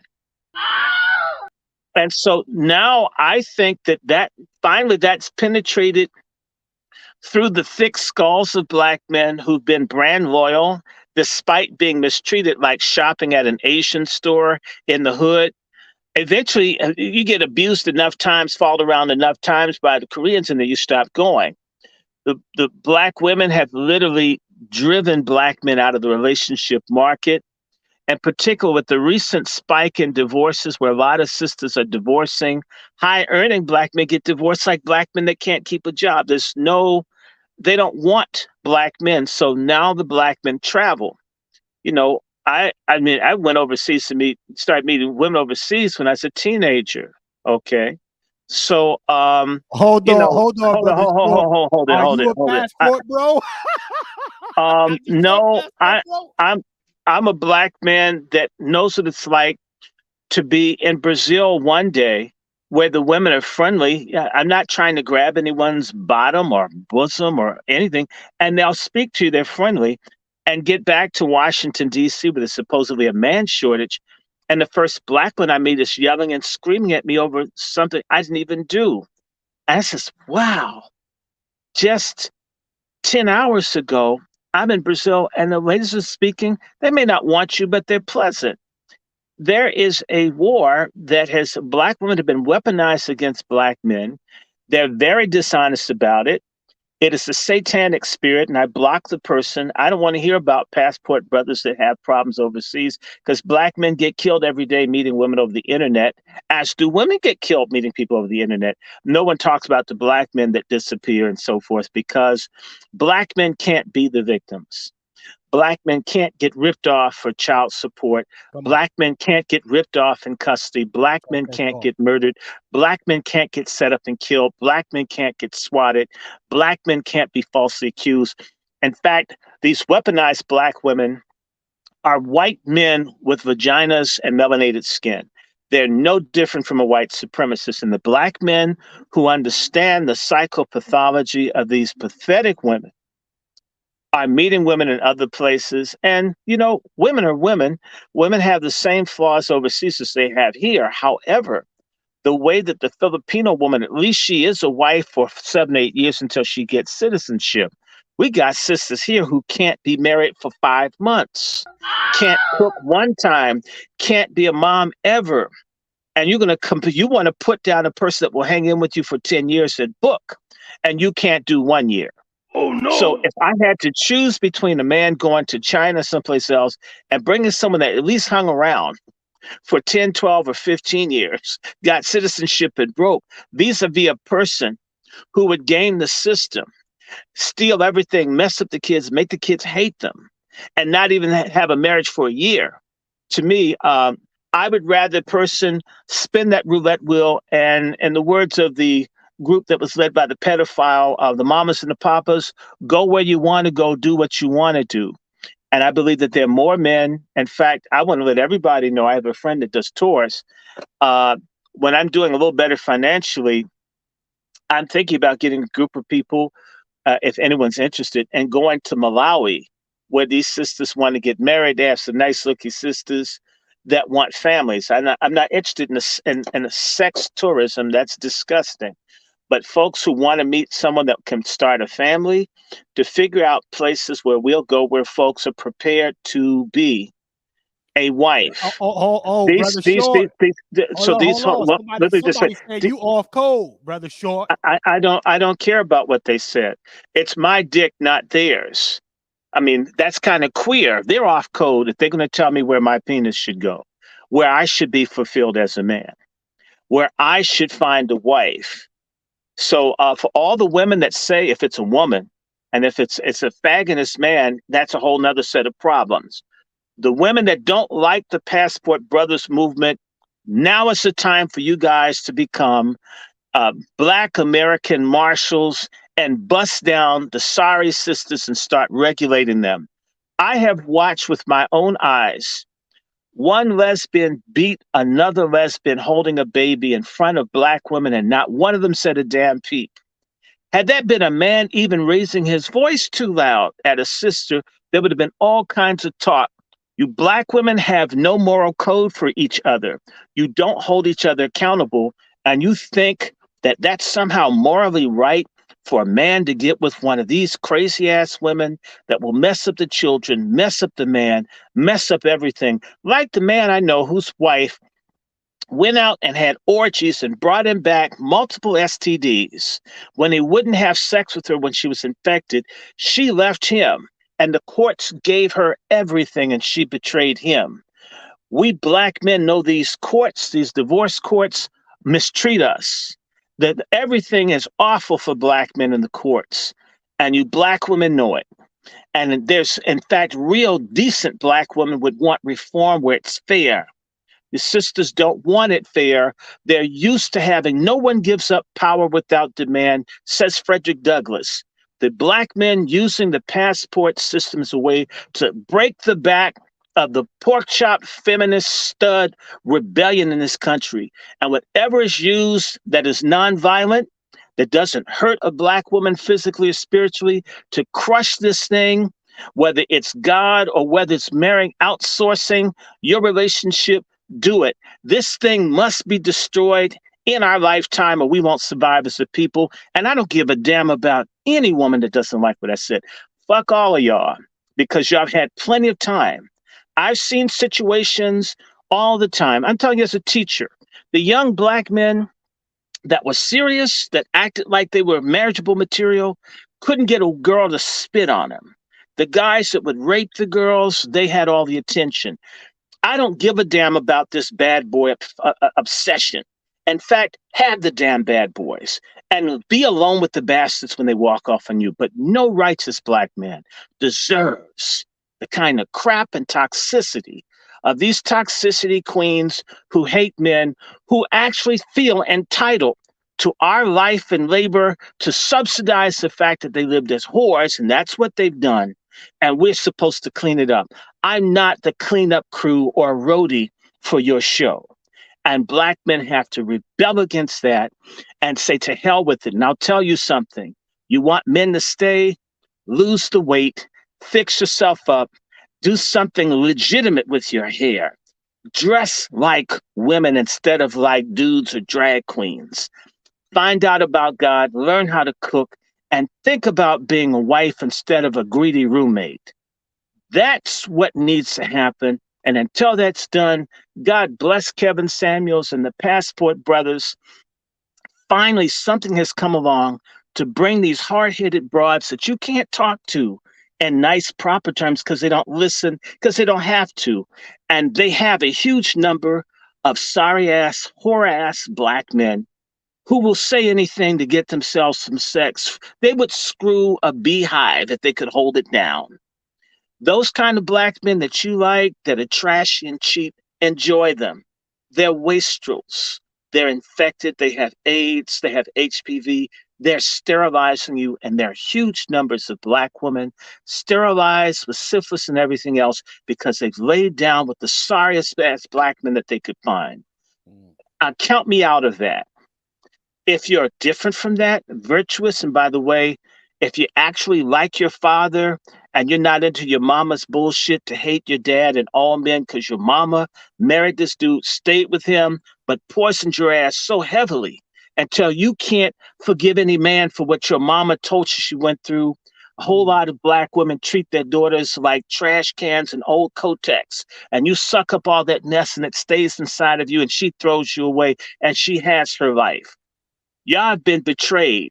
Black women have been played by the boomers and the bitter Xers, and they better wake up and find out, just like the girl in school who got pregnant and she didn't like the shame of being an unwed mother, duped all of her friends and made it seem as if she's having the time of her life being pregnant, so all of her friends would get fucked up like her.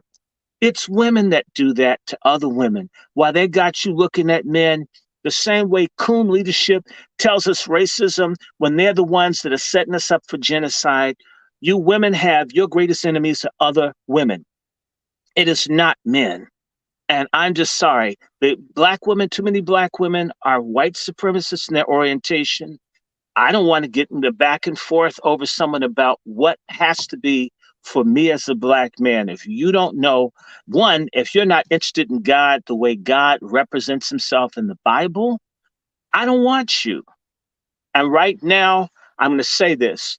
A big problem in our community is there are huge numbers of our women into witchcraft, Luciferianism, and Satanism. All this stage burning and tattoos and despicable conduct. It's ungodly. It's wicked. It's hellish. And nobody should want that. No decent man should. No, you're repellent if you're into that. It isn't black and beautiful. It's black and Luciferian and hellbound. That's my answer, young brother.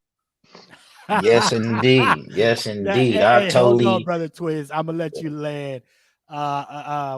We had to let the honorable brother Dr. Shaw get that off his chest. Pause, ladies and gentlemen. I haven't seen this young man like this in a while. I like that energy. That's what we need. Right, we need that. Brother Twiz, you got it, brother. You got the floor, and then we go into the need. We need that. We need that for the simple fact. I don't care what people say. We need our elders, man, because our elders are our guiding teachers. You know what I'm saying? And if our elders say it, it is what it will be, because people as long as they're decent ones, because there's some sorry ass elders. There's some no good old simp fagonist black men, the kind that I would see boys at 10 years old telling boys, you need to get yourself some tail. You're telling a 10-year-old this in a church yard. So don't go by age. There's some old nasty simps who don't give any wisdom to young men about being men, and they make it such a big thing that you have a dick. You're supposed to have a dick. If you have a pussy, you're a freak. Instead, teach them about dick control, dick management, dick advancement, not just dick entrapment. You know, I'm sorry. When you sit down, you think about it, it's old boomer Negroes that have laid the churches gay affirming, and they brought in from it's boomers. So it's elders. Be very careful. Everybody old ain't about something. In fact, a lot of them, I wish God would give them strokes and heart attacks. If the vax don't get them something, please, the new flu virus. Get rid of all the useless people who've passed all this garbage on and kept secrets. Sometimes they're old women, lied about who the kids' fathers are. If you ever saw the thing that happened with this stupid gospel singer, what's this nigga's name from Texas? The one that jumps up and down all the time. Kirk Franklin. I call him Quirk Franklin. And the boy's mama lies to him about who his father is. He's almost in his 50s. Come on. These old people have lied. A lot of old people are liars. Old lying niggas. Don't let the gray hair fool you. It isn't how old you are. It's how much character you have. And old niggas that had no character are nothing but old thugs and hoes that can't crip and bang like they once did because of limitations of their flesh. Come on. Brother Twiz. That's a lot, but go ahead. You got the last. Nothing, man. Nothing. I mean, he's 100% correct, because just because you old don't make you an elder. He's 100% correct. Come on, man. You know, hey, everything that I had to say, he answered it just by his speech and his spiel. So, hey, Dr. Randy Short, I don't have nothing else to say. You know what I'm saying? So I pass the mic to brother to the Negro. Go ahead. Hey, Negro, you got the flow. You in the community kitchen. You know this is the Angry Black Man book club time. You know what our brother Dr. Short be on, man. But the Negro, you got the floor. Yeah, man. Dr. Short was out here doing windmills and karate kicks and stuff. Like, look out there, brothers and sisters. With that being said, I sent you guys a couple of things in the back channel, specifically dealing with the Black Panthers. I don't think you guys may be aware that they were a part of the military during World War II. All right. That's where the origins, one could say, that the Black Panthers have started from. If you keep that in mind, that if it was an extension of the government per se, and then you parallel that with Black Lives Matter and their behavior, that both of them are socialism. Both of them have Luciferian ties. Both of them don't believe Black men leadership. Like, you can run through a checklist between Black Lives Matter. And brother, you're right. Angela Davis is the spiritual mother of Black Lives Matter. The guy who started Black Lives Matter is a Jew from the Weathermen, whose name is Eric Mann, if I'm correct. He lives in California now. Eric Mann was in the Weathermen. The Weathermen were the white communist allies of the Black Panther Party. So there's a direct link. Fag Lives Matter, whatever you want to call that shit, it's all connected. It truly is. People seem to forget Bayard Rustin. He was a communist. All of this degeneracy comes from a lot of people on the left. I'm not saying people on the right like us, they don't give a damn. But this stuff came through the left. It's often aligned with GCP. It's always aligned with GCP. Even our gangster rap, GCP, porn, there is a link. That's why it's spiritual, going back to what Brother Juan said. And folk don't like it. When Black folks were on their square and they looked at least scripture as foundational to guide them to navigate America, even when they couldn't get into the universities, we got further. What the GCP and everybody else, the communists, all of them, like you were saying, they hate one specific thing, the Bible. And that is inclusive of these Pan-Africanists, heal the world and forget Black America. These people all hate the Bible. The Luciferians, the folks doing witchcraft, the folks into crystals, the folks into yoga. It's all anti-Bible. You'll have to ask yourself, why does everything, communists, socialists, anarchists, Nazis, pagan, all hate one thing? Could it be because it's the ultimate truth? That's crazy. Negro, you got the rest of you got 15 seconds or so. You got I just wanted to share. I shared that both of the links in the back channel for you guys, so you guys can look at what I'm talking about. So that if anybody has a problem about what I'm saying, I do have two sources and articles to support the perspective and or view that I'm presenting here, because it's a much dangerous theory that's out there that war is both spiritual and physical by nature. And I feel like the government is very aware of those type of principles. And we're always going to be used as their guinea pigs. That's a sad and harsh reality at this moment until we get our reparations and our just due. With that being said, like Black Lives Matter, I look at the Black Panthers were a precursor towards all that we see today. And it's not, and it's the reasons why you hear about the Black Panthers over the Deacons of Defense. And I'll drop that right there for you guys. Interesting, from the Negro. Ladies and gentlemen, and Brother Negro, I appreciate that. I'm going to share that receipt shortly. I have a receipt myself that I want to actually, we want to finish playing out my brother here, Damon. Now, he was spitting hella game for us. And I think it is important that we bring it back to what this brother was saying, because he opened it up for us. So let's keep on getting this build in with him, because he's saying some prevalent shit here. So I mean, you got to understand, I came back to the world from the jungle when the Haight-Ashbury, the hippies, I hate to use that cliche, hated the government, everything about the government. They hated Nixon. They wanted to stop that war over there in Vietnam. Yeah. And the feminist movement has killed it. And these women walking around here, they're not being taught by their mothers to be wives. To kind of reflect on your work, I gotta stop right there. Hold on. I'm gonna go to my brother Lone Wolf on this. Brother Lone Wolf. Brother Demond Wilson says the new age woman is not being taught by their mom to be wives, Brother Juan. Now, listen, for me, it has a lot to do with the lack of the nuclear family, right? It's non-existent. It's almost as endangered as a fucking a whale at this stage of the game. And they're being raised by single mothers who don't have the opportunity to deal with the trauma that they experience with past experiences because they weren't necessarily taught how to be a woman. I know this directly because I seen it myself, and some of these women, they just exist, Brother Juan. So what are your thoughts about what our brother has said about women not being trained to be wives? Well, like I said before, where there's an offspring, there's a root. We're not looking at the offspring of not wanting to be a wife or not being taught or trained to be a wife. It comes from the root.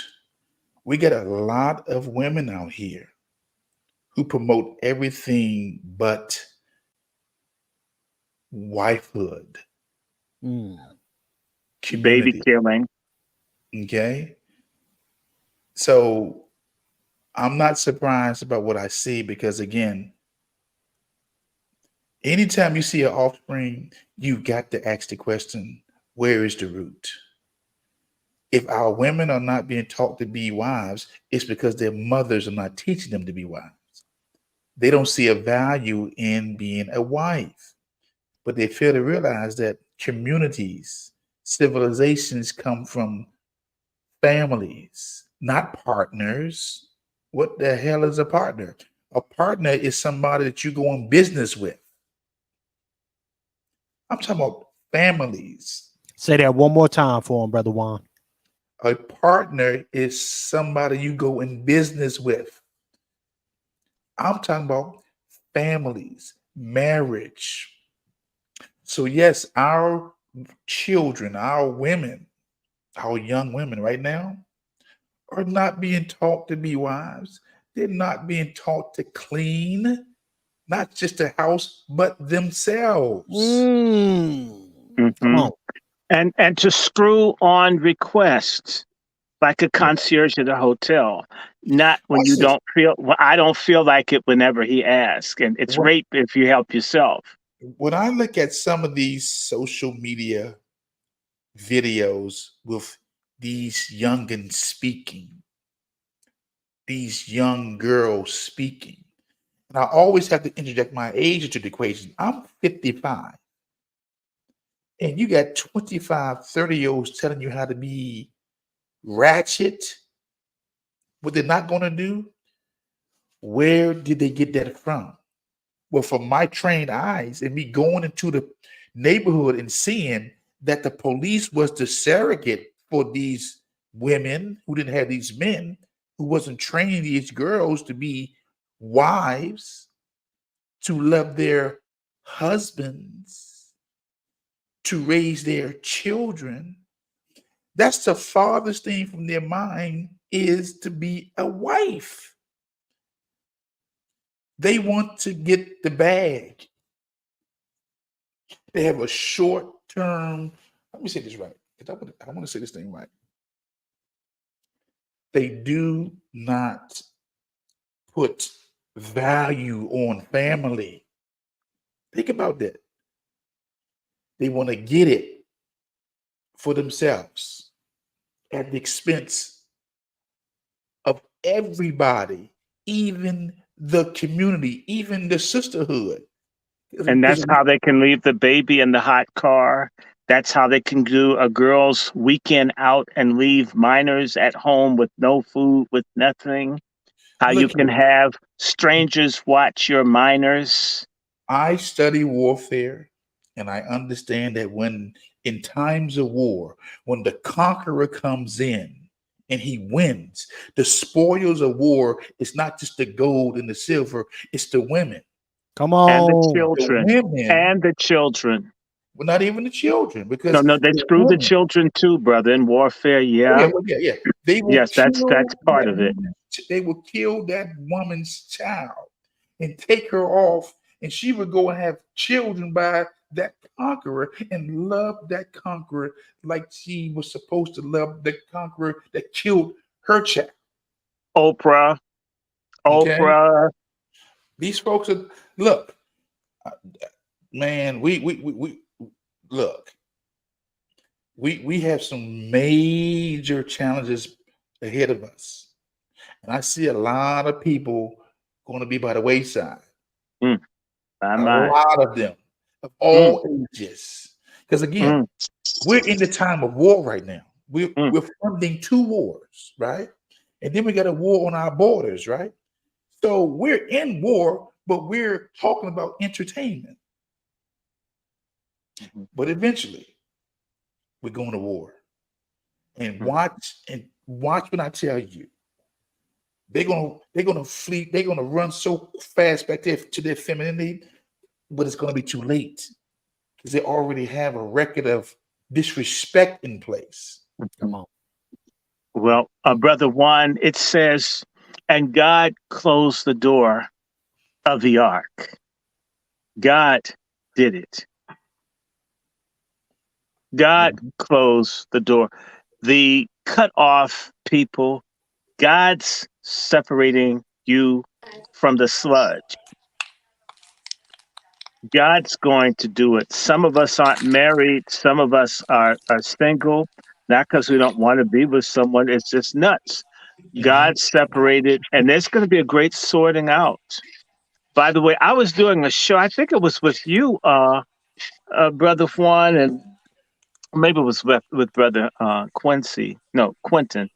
And the woman was in my age with 3 kids and was interested. And I told her, oh, no, dear. No. These women see men as an accessory. After I've done everything I want, oh, yeah, I need a husband. No. See, we need to bring back shame. Well, no, we're bringing it back. Patriarchy is hated because patriarchy created standards. Yes. Okay, so if I said you, the woman apostle and I had a disagreement of which I didn't care because, look, I'm not trying to beg for sex or whatever. So if we don't get along, and I love sisters, but I hate pork chop feminism. I completely hate it. I will not tolerate it. In any conversation, I'm not going to be diplomatic. If I encounter pork chop feminism, I'm going to fight like my life counts on it. And I told this lady, the problem in our community is that we lost the most important B word of all, and it's not bitch, it's bastard. We must bring the word bastard back and get it in the mouths of people, because one of the things that kept things in check was the shame of being a mother of bastards, being a father of bastards, and kids they would fight to keep the family together because they didn't want to be seen as bastards. Once you took all that off, well, we just receive all the children, all this. It's always some woman saying this shit. Well, we just love every bullshit. If you ever seen women, they won't kiss certain babies because the baby's ugly. Women discriminate more than anybody. I mean, they'll tell you they won't talk to a man if he's not 6'1". A man will talk to a woman 3 feet taller, she's fine. These women tell you, I can't even look at a man unless he's 6'2", no matter what. He could be the perfect man. And they have a standard that's so ridiculous. He has to have beer cans on his belly, this, that, and the other.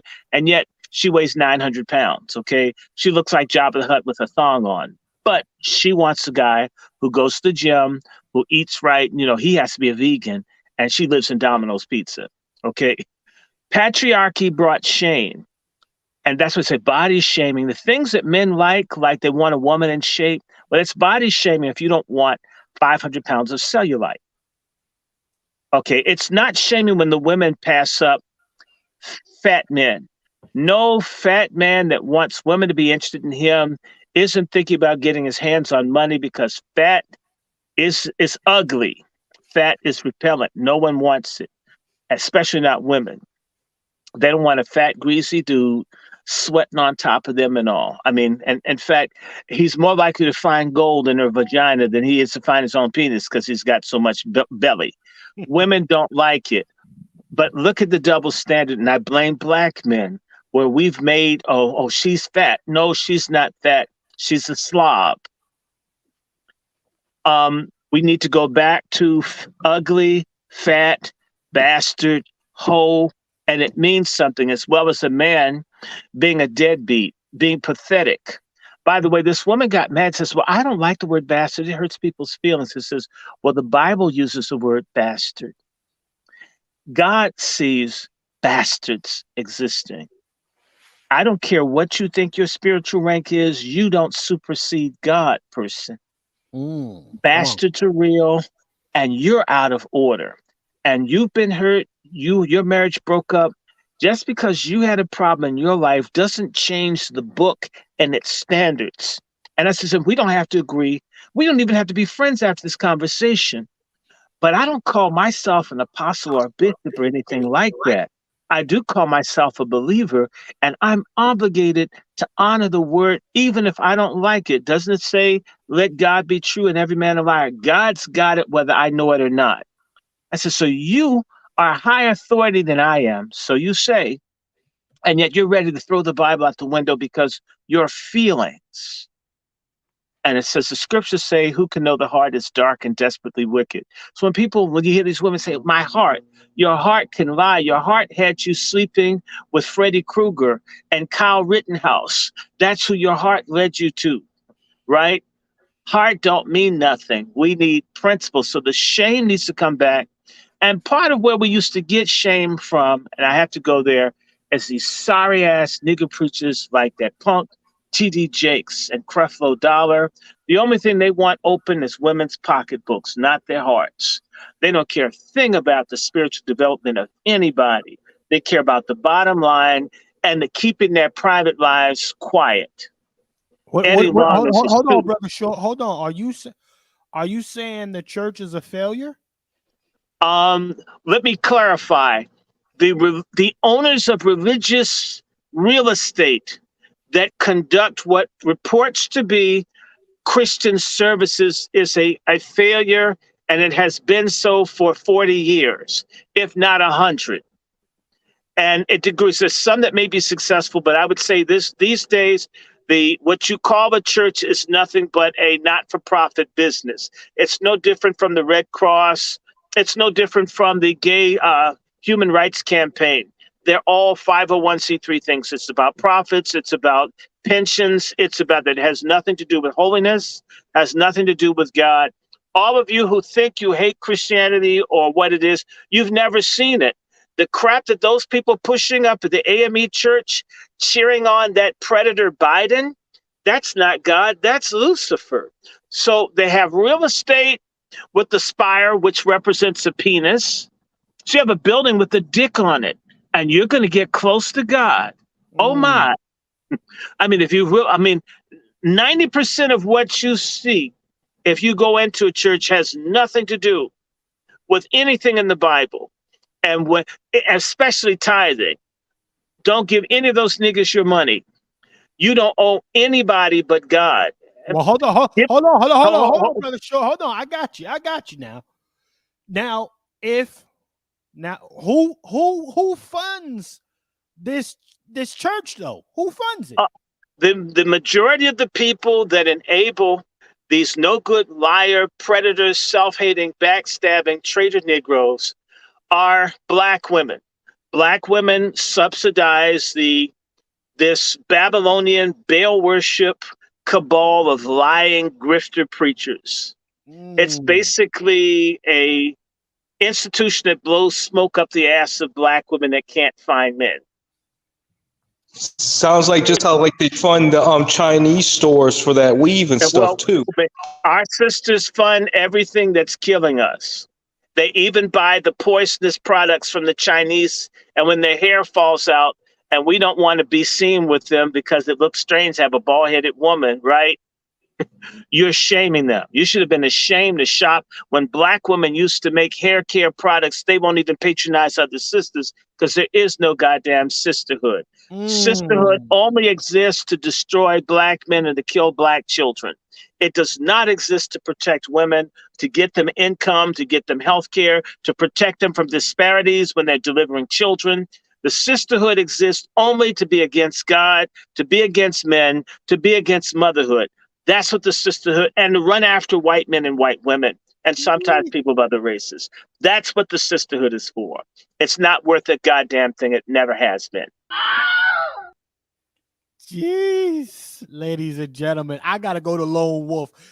We got our brother Lone Wolf in here, who is an ordained, ladies and gentlemen, ordained brother Lone Wolf. Well, I'm not ordained because I'm not going to marry 2 men or 2 women. That's why I didn't get ordained. That's the church. You want 6 figures? If you just marry, say you'll marry 2 dudes. Shit, don't touch me. In fact, I don't want you to touch me. You guys want to do this kind of stuff? You mean you're going to put your hands on me and say, I can speak of what the Bible is? And you guys support baby killing and all this other? Hell, keep your hands off me. I may catch something. Nah. Being ordained, it should be called whoredained, because you end up having to do what other people do in them damn religious buildings called churches, which is a misnomer. You have to go along to get along, which means whatever these dumb fools or a bunch of semi-literate grifters, some of them ex-criminals that thought it was a hustle, they went from pimping to preaching. It was twice the money, tax-free, and 10 times the pussy. That's why they're in the ministry. I'm gonna drop another scripture since I'm all in right now. So look, if you subscribe to the scriptures, whether you are Muslim or Judaism or Christian, there's a scripture in Genesis says, Genesis 3:16, after the fall of man and woman, right? It says, unto the woman, he said, I will greatly multiply thy sorrows in thy conception, in sorrow. So they're talking about bringing forth children. And it says, and thy desire shall be to your husband, but he shall rule you. Come on. Let me say this right now. Say See, that we don't again. even preach that no more. Come on. Your desire shall be to your husband. And why would God say, and he shall rule you? Martin had a dream. See, we're dealing with folks, feminism that is in direct opposition to the word, to God. We didn't have to that scripture did not have to be mentioned, but he shall rule you. That whole word desire means you're going to try to rule him, but he going to rule you. They're going back to that natural direction, that nature. It's always there. Okay? Just go to Genesis 3:16 and you will see it for yourself. Your desire to rule your husband, but he gonna rule you. Come on. And that's the problem right there. They don't want instructions, and especially by you. And it's a fight in their nature for instructions. Okay? So if anybody got a problem with that scripture, you ain't got a problem with me. You got a problem with God. Okay? Sure enough. You can all this going to church, looking for a word, all this going for prophecy, and you keep getting... Brother, they're not looking for a word. They go to the church with the dresses so short so the pastor can see the crotch of their drawers up on the front row. That's the word they're trying to get. I've That seen is this true. with my own nose. That is true. Oh Those are no. folks are the biggest But again, freaks, the biggest, nastiest folks that I know go to church. The reason I don't have a huge body count is I don't go to church all the time. There's some, there were women in church. Come on, this The nigga. church is a brothel full of Luciferian demons. Those places, because they're not about holy living. I'm I just wish saying, they fellas, were. I've left They- you at least 3 scriptures that you can stand on to any woman, any color, Come on. any ethnicity, any religion. I've left you 3 scriptures, Genesis 3:16, okay, that you can stand on to tell them, well, what do you think about this? Why would God say, but he shall rule you? Because they want to rule so bad. But in Western society, you see what's going on right now. They're not accountable. Look at what's going on in Atlanta right now with the DA. Where you is mean all? you mean rerun from what's happening? Where Her name is is the Fanny. accountability from the sisters holding that sister accountable for messing up a case against the president because she couldn't keep her in place? Come on. She's Greek. Okay. And so that all that witchcraft in those secret societies, it's witchcraft, it's sorcery. And They- watch they- this. I saw her at the church, right? Mhm. The boomer church, because I saw a lot of old heads on that stage. Mhm. Talk that talk, my brother. Boomers and the silent generation, because they silent for a reason. They allowed her to literally Contaminate. challenge God. If you see what she said, the righteous indignation that rose up in me, because how dare you get in the pulpit and ask God why this happened, given your resume. Nick, you decided to have your jump off, mess up a marriage. That's why she's being subpoenaed. They're going to open it. That marriage was sealed between the guy she used. They're going to unseal it because she was the person responsible for messing up that marriage. And the silence is definitely from the sisterhood. They was Because a lot of them people.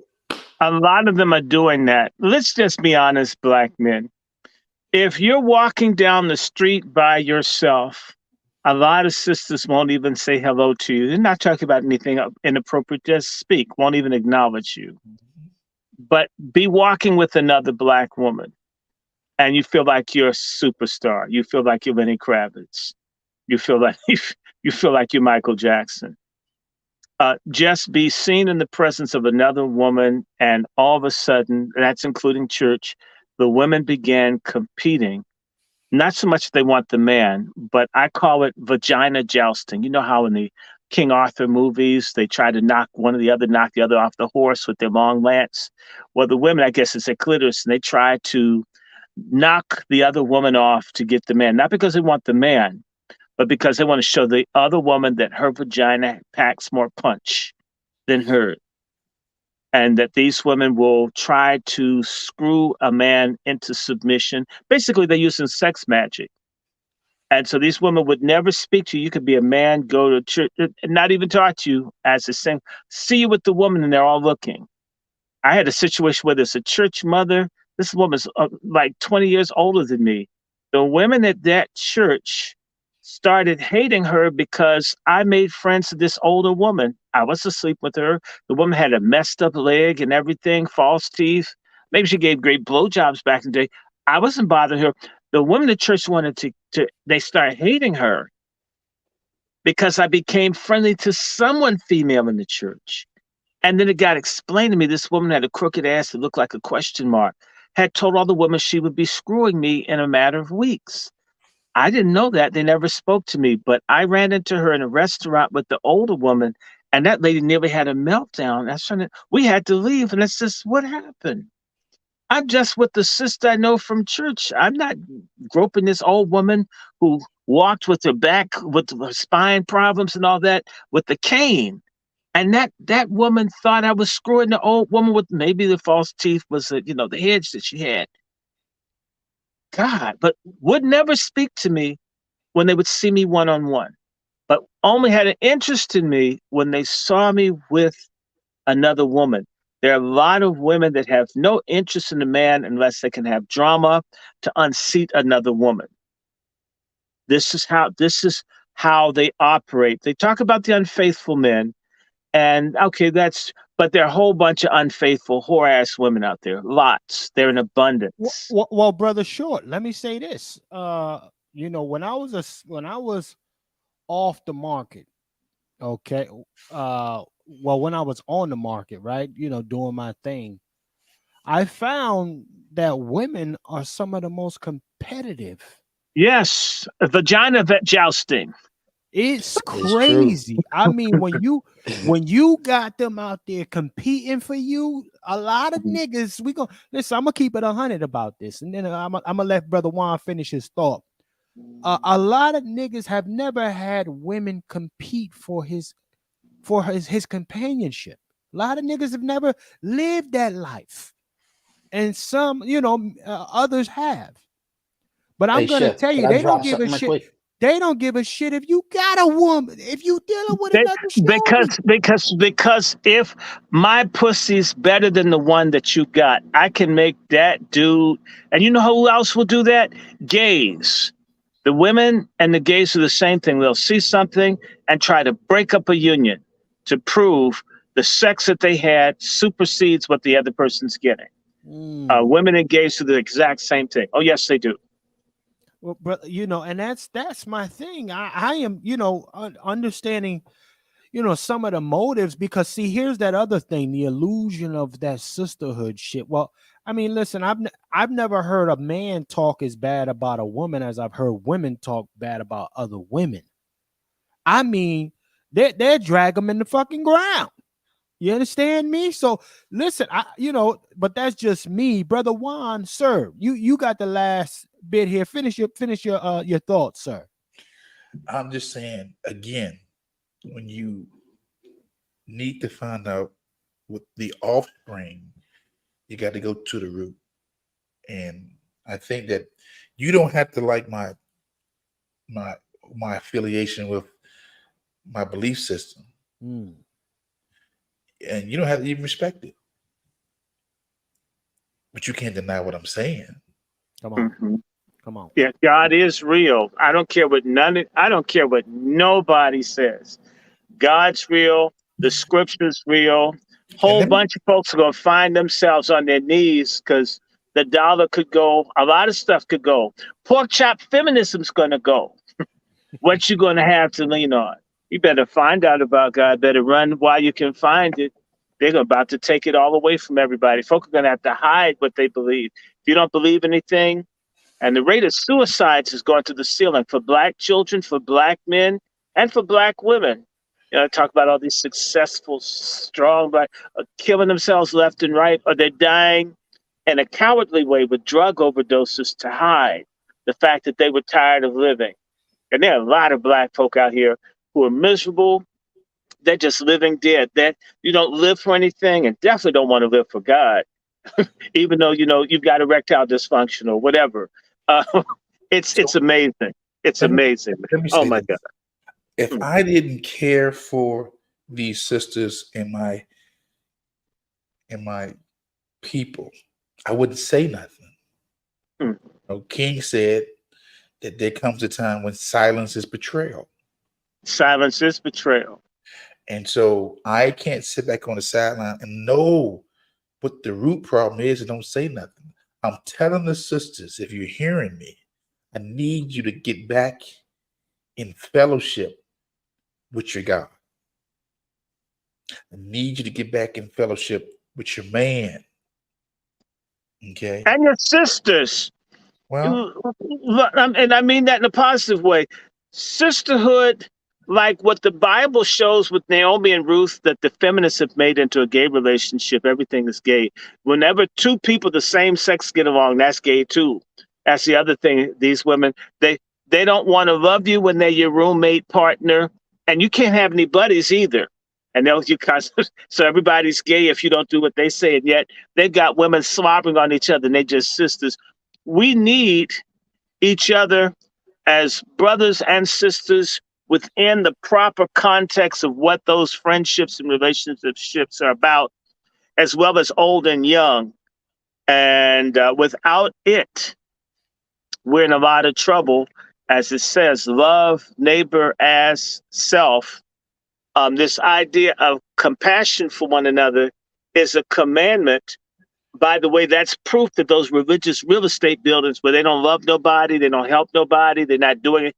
If you gave a damn about people, I don't care how big your church is, it would show that you really believe something in the surrounding community. You shouldn't be stepping on your neighbors and veterans to get into supposedly a house of worship or a whoreship, which is what really goes on. So I'm gonna say, go ahead, brother. I'm sorry. Forgive me. Because this feminist have me pissed off. I'm gonna say this. I think that again, because again, I don't hide from the teachings because I know the teachings work if you work it. Again, I would not have did the career I did if I wasn't rooted and grounded in the teachings. And I'm not talking about this plantation preachers that most folks listen to. I don't listen to these plantation preachers. Very clear. I don't even subscribe to colonial Christianity. I don't subscribe to that. That's not what that's not what I subscribe to. That's coon religion. It's actually not Christianity. It's a cult. It's a death cult.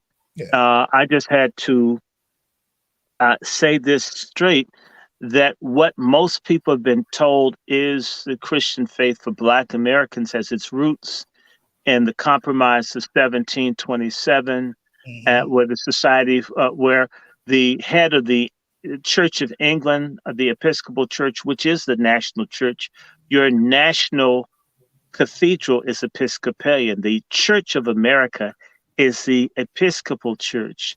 The Anglican Church is the English version of the American Episcopal Church. It's basically British Catholicism. And the head of the English Church, the Anglican Church, Godwin Morgan, basically came up with a fake doctrine that most of us subscribe to, that becoming a Christian means that nothing in your life changes no matter what until you get to heaven. So as a result, the Black church in America is a death cult. It is not a love, compassion, and life faith. You get people who understand it studying on their own, but the desire to have a fake Christianity that taught Blacks to see whites as superior, themselves as inferior, they deserve to be slaves, and no reparation or payment until you died.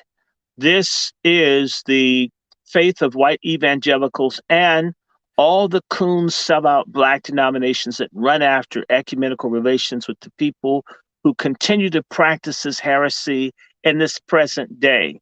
It has nothing to do with God. All of it is under a curse. Either you do what God's word says in full, or you've broken it all. So Martin Luther King, even with his pants unzipped, did more for poor people than all these folks who are criticizing him, like that fat, greasy Negro down in North Carolina who called Dr. King a communist and an inferior pastor. And my comment, if you recall, Brother Juan, is I wish he hated being obese as much as he hated Dr. King. He'd be healthy.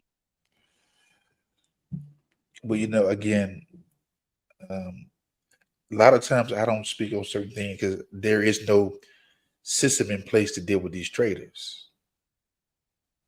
There's just not.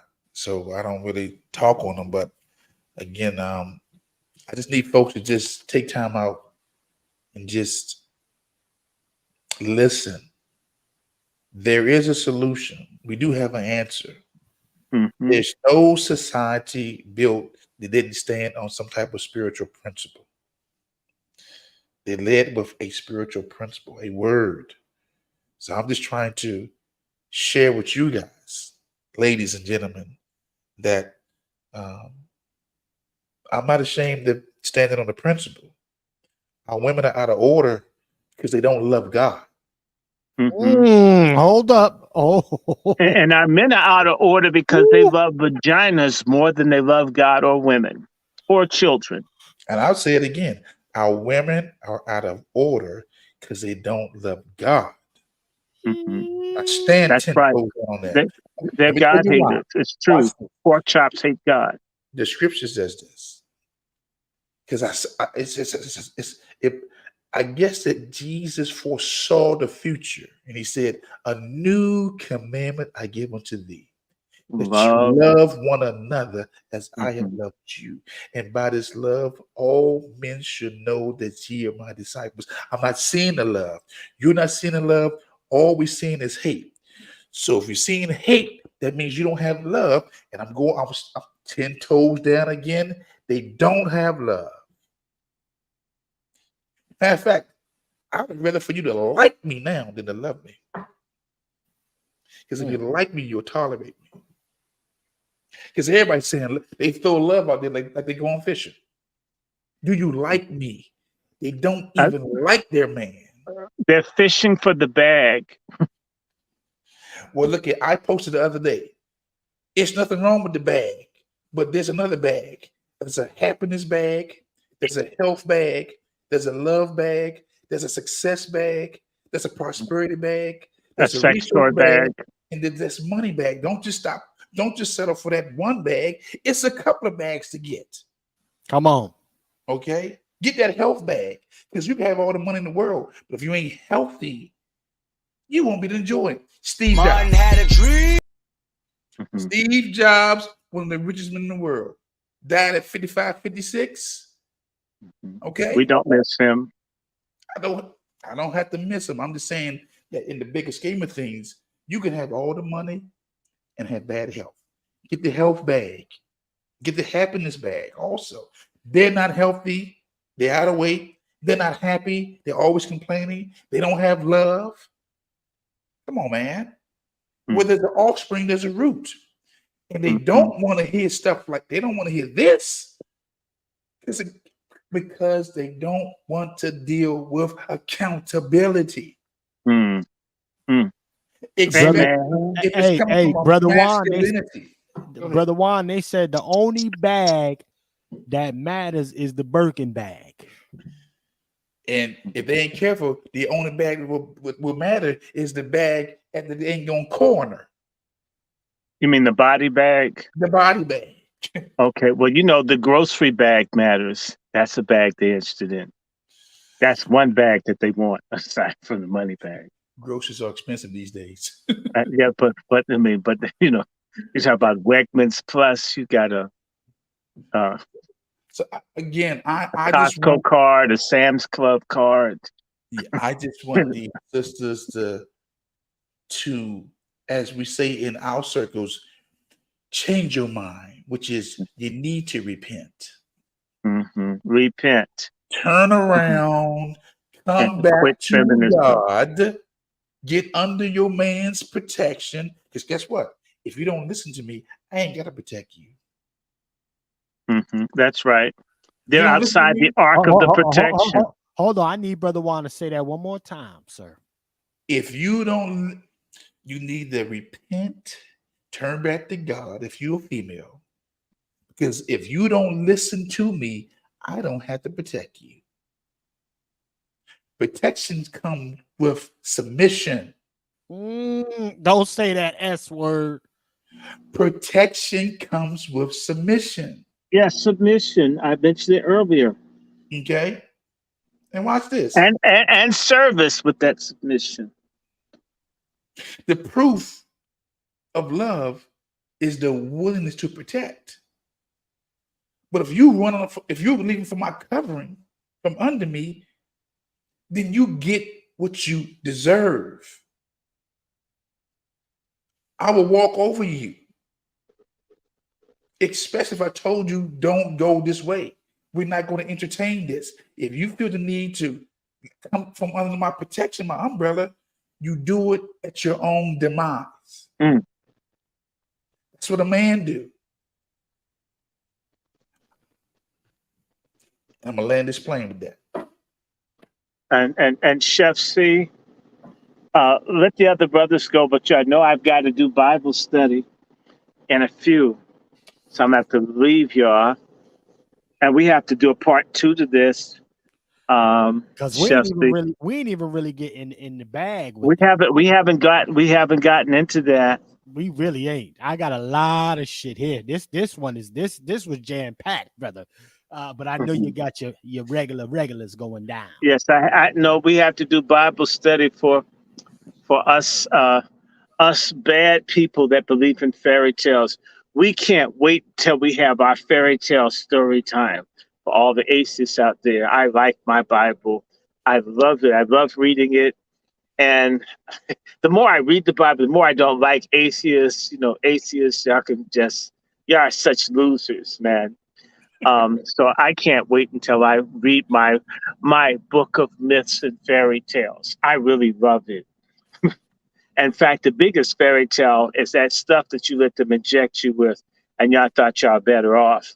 As I told someone, he says the Bible, that was written by men. And I said, a man invented the vaccine your sorry ass took. You believe in that? So good. So good. I will say this then, brothers, ladies and gentlemen. I will say we get ready to wrap it down. Brother Short, how you look tomorrow? We gonna have to part 2 this day. We can do a part 2. We can do it 6 o'clock.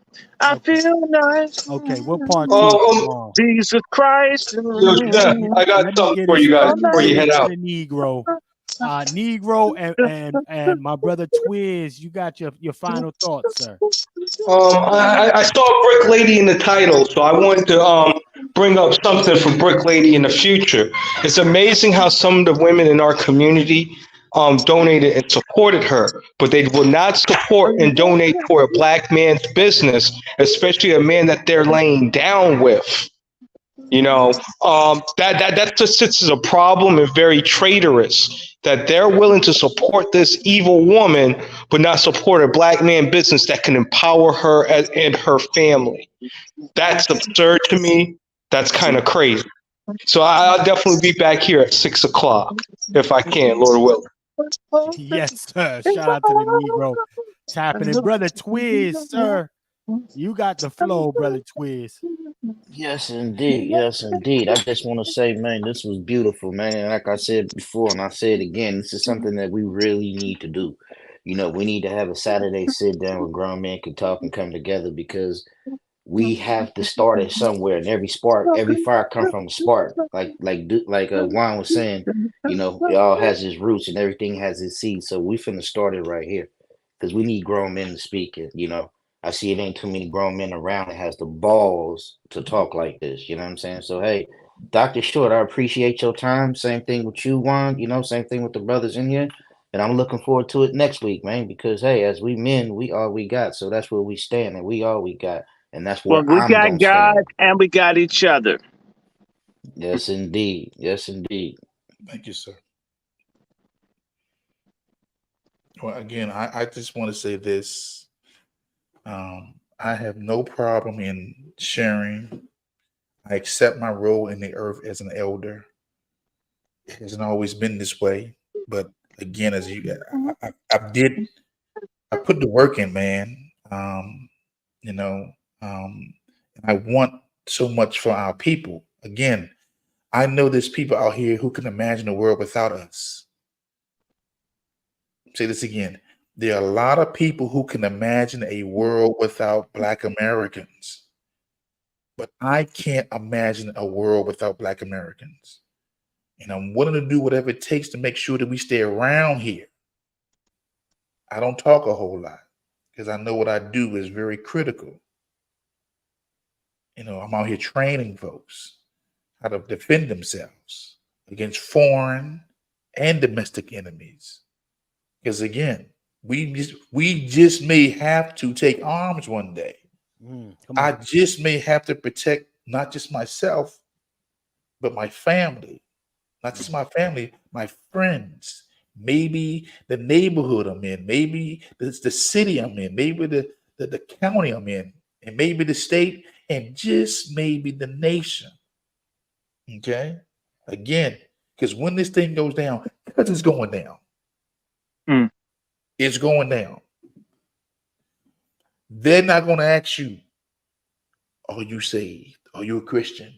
They're going to say these words. There's one.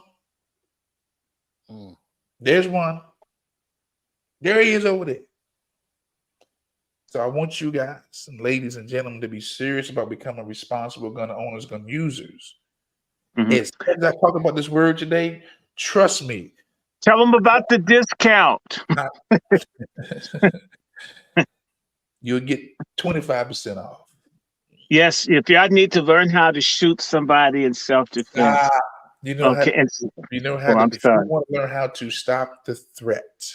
Okay, well, deter threat. Well, I want to put added zest to it.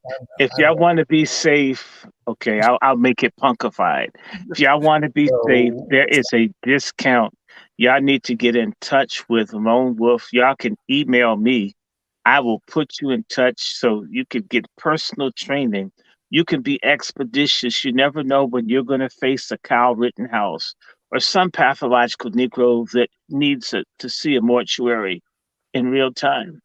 You can just reach out to us. We believe in the whole gospel, the soul body. So God, gold, and guns too. In fact, and I prefer God in first order. If you get the guns, you can hold on to the gold. Amen. That is true.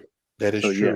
Again, for me, it's about reintroducing you into something that you have a right to. Your Second Amendment is not a suggestion, it's a right. And I want you to embrace it wholeheartedly, even though when it was written, you was not a part of the plan. But because of the blood in the soil and the sacrifice of the ancestors, we embrace the Second Amendment and the Constitution because we're not letting those folks from the border come over here and embrace it when our blood is in the soil. It's our blood in the soil. And it's our damn country. It's not theirs. Okay? So again, I need you to become responsible gun owners, gun users. I need you to keep tuning into on their necks, the bloodline. I need you to be listening to Dr. Short because guess what? These voices are not your legacy networks. These voices are the voices that are in the wilderness, crying out, telling you the truth with no chaser. No chaser. And you need this. You need this because we're not lying to you. And I have a lot to lose. But I'm all right with that. I've lost a lot. But I've gained more. So with that said, I want to thank you, Brother Chef, for the invite. I want to thank all the brothers that's on the panel and all those who are listening. You are special. You are appreciated. And you are loved. Okay? But you got to accept it. Because I can tell you all day, but you got to accept it. No, you know what? There are some I am my brother's keepers out there. I do care for you. Okay?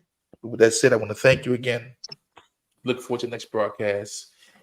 And I'm going to land this plane. Go to Chef, I got a song. Oh, I love it. Hold on. Go ahead, Brother Juan. Go where you want him to go, Brother Juan? Go to lwftraining.com. Sign up. And if you can't get there, wherever you're listening to this broadcast, go to anybody who's a responsible instructor who can help you to become responsible gun owners and gun users. It's just that serious.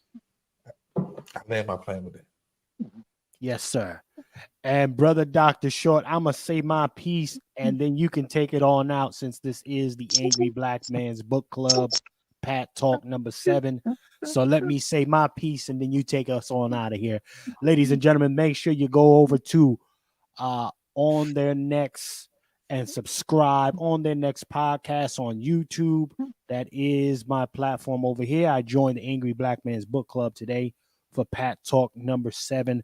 This is part 1, and we'll do part 2 tomorrow at 6 p.m. on follow up, y'all, because it's just so much shit here that I had lined up. Nonetheless, also go to From the Soil TV on YouTube and go ahead and subscribe, and also go to our website as well, fromthesoil.tv. Check everything out over there. Make sure you go ahead and subscribe to the private platform. We are filming season 2, and it will be releasing in April.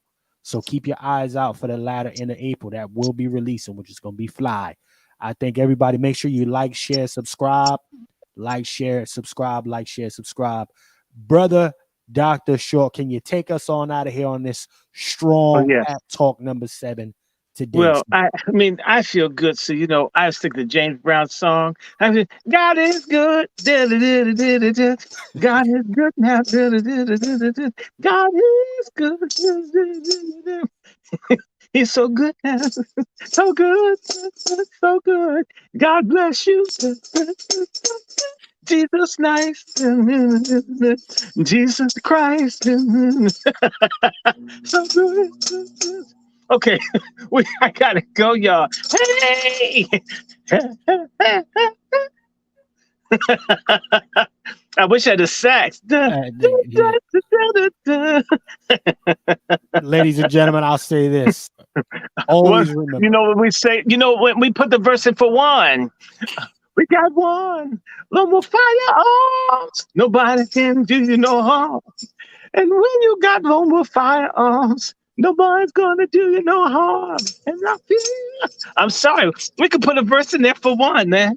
I'm gonna do an advertising song for him. We gotta go. Angry Black men and women, I want to thank all of you that participated. Please like, share, subscribe, donate. We got more people. I got a Black Panther that's supposed to come. We have a bunch of people. You know, it got cold. So as we kick off our new season, and notice it's a bunch of Black men, there's 5 of us, and in reality, I can have up to 10 people. You're going to see Pat Talk will grow. It's more than just Chef and I. Walk together, children. Don't you get weary. There's a great camp meeting in the promised land. You can't get to the promised land unless you're right with God. Pray for people, love people, but most importantly, know God, read the Bible, avoid cults, get out of drugs, self-hatred, stupid sexual practices, and help one another, because I'm telling you, judgment's coming, and this nation's under judgment. And you know, if white folk are under judgment, our asses are going to hurt if we don't have ourselves together. Wake up, clean up while there's time. Pray for your sisters. Be the best persons that you can. And the only way you can do that is with God's intervention in this toxic land that we live in and these toxic times. With that having been said, on behalf of the Angry Black Men's Book Club, based here in Washington, D.C., in my basement, and with my cat that hates my tambourine, therefore it will not disrupt me. I want to wish you a blessed night, a blessed week. I want to remind you that we will be doing our Sabbath worship as we continue with God's message to Black Americans on Shabbat, aka Sabbath, on Saturday. It will be at least 2 hours where we go to the Bible to look at how jacked up our people are, but what the way is. There's always a way with God to leave. So we will do part 2 of a series that will run through March, looking at what is God saying to Black Americans. I do not believe in a queer, blonde-haired L'Oreal, blue-eyed Jesus. If you do, you're stupid ass. Okay, he would have died of skin cancer long before the Romans got to him. So we're going to be talking about the Bible from the Black perspective of salvation. Yes, the cleaning up, leaving the sin and the nasty, foul living that so many of us are in. We need salvation, and therefore, when you have salvation, liberation makes sense.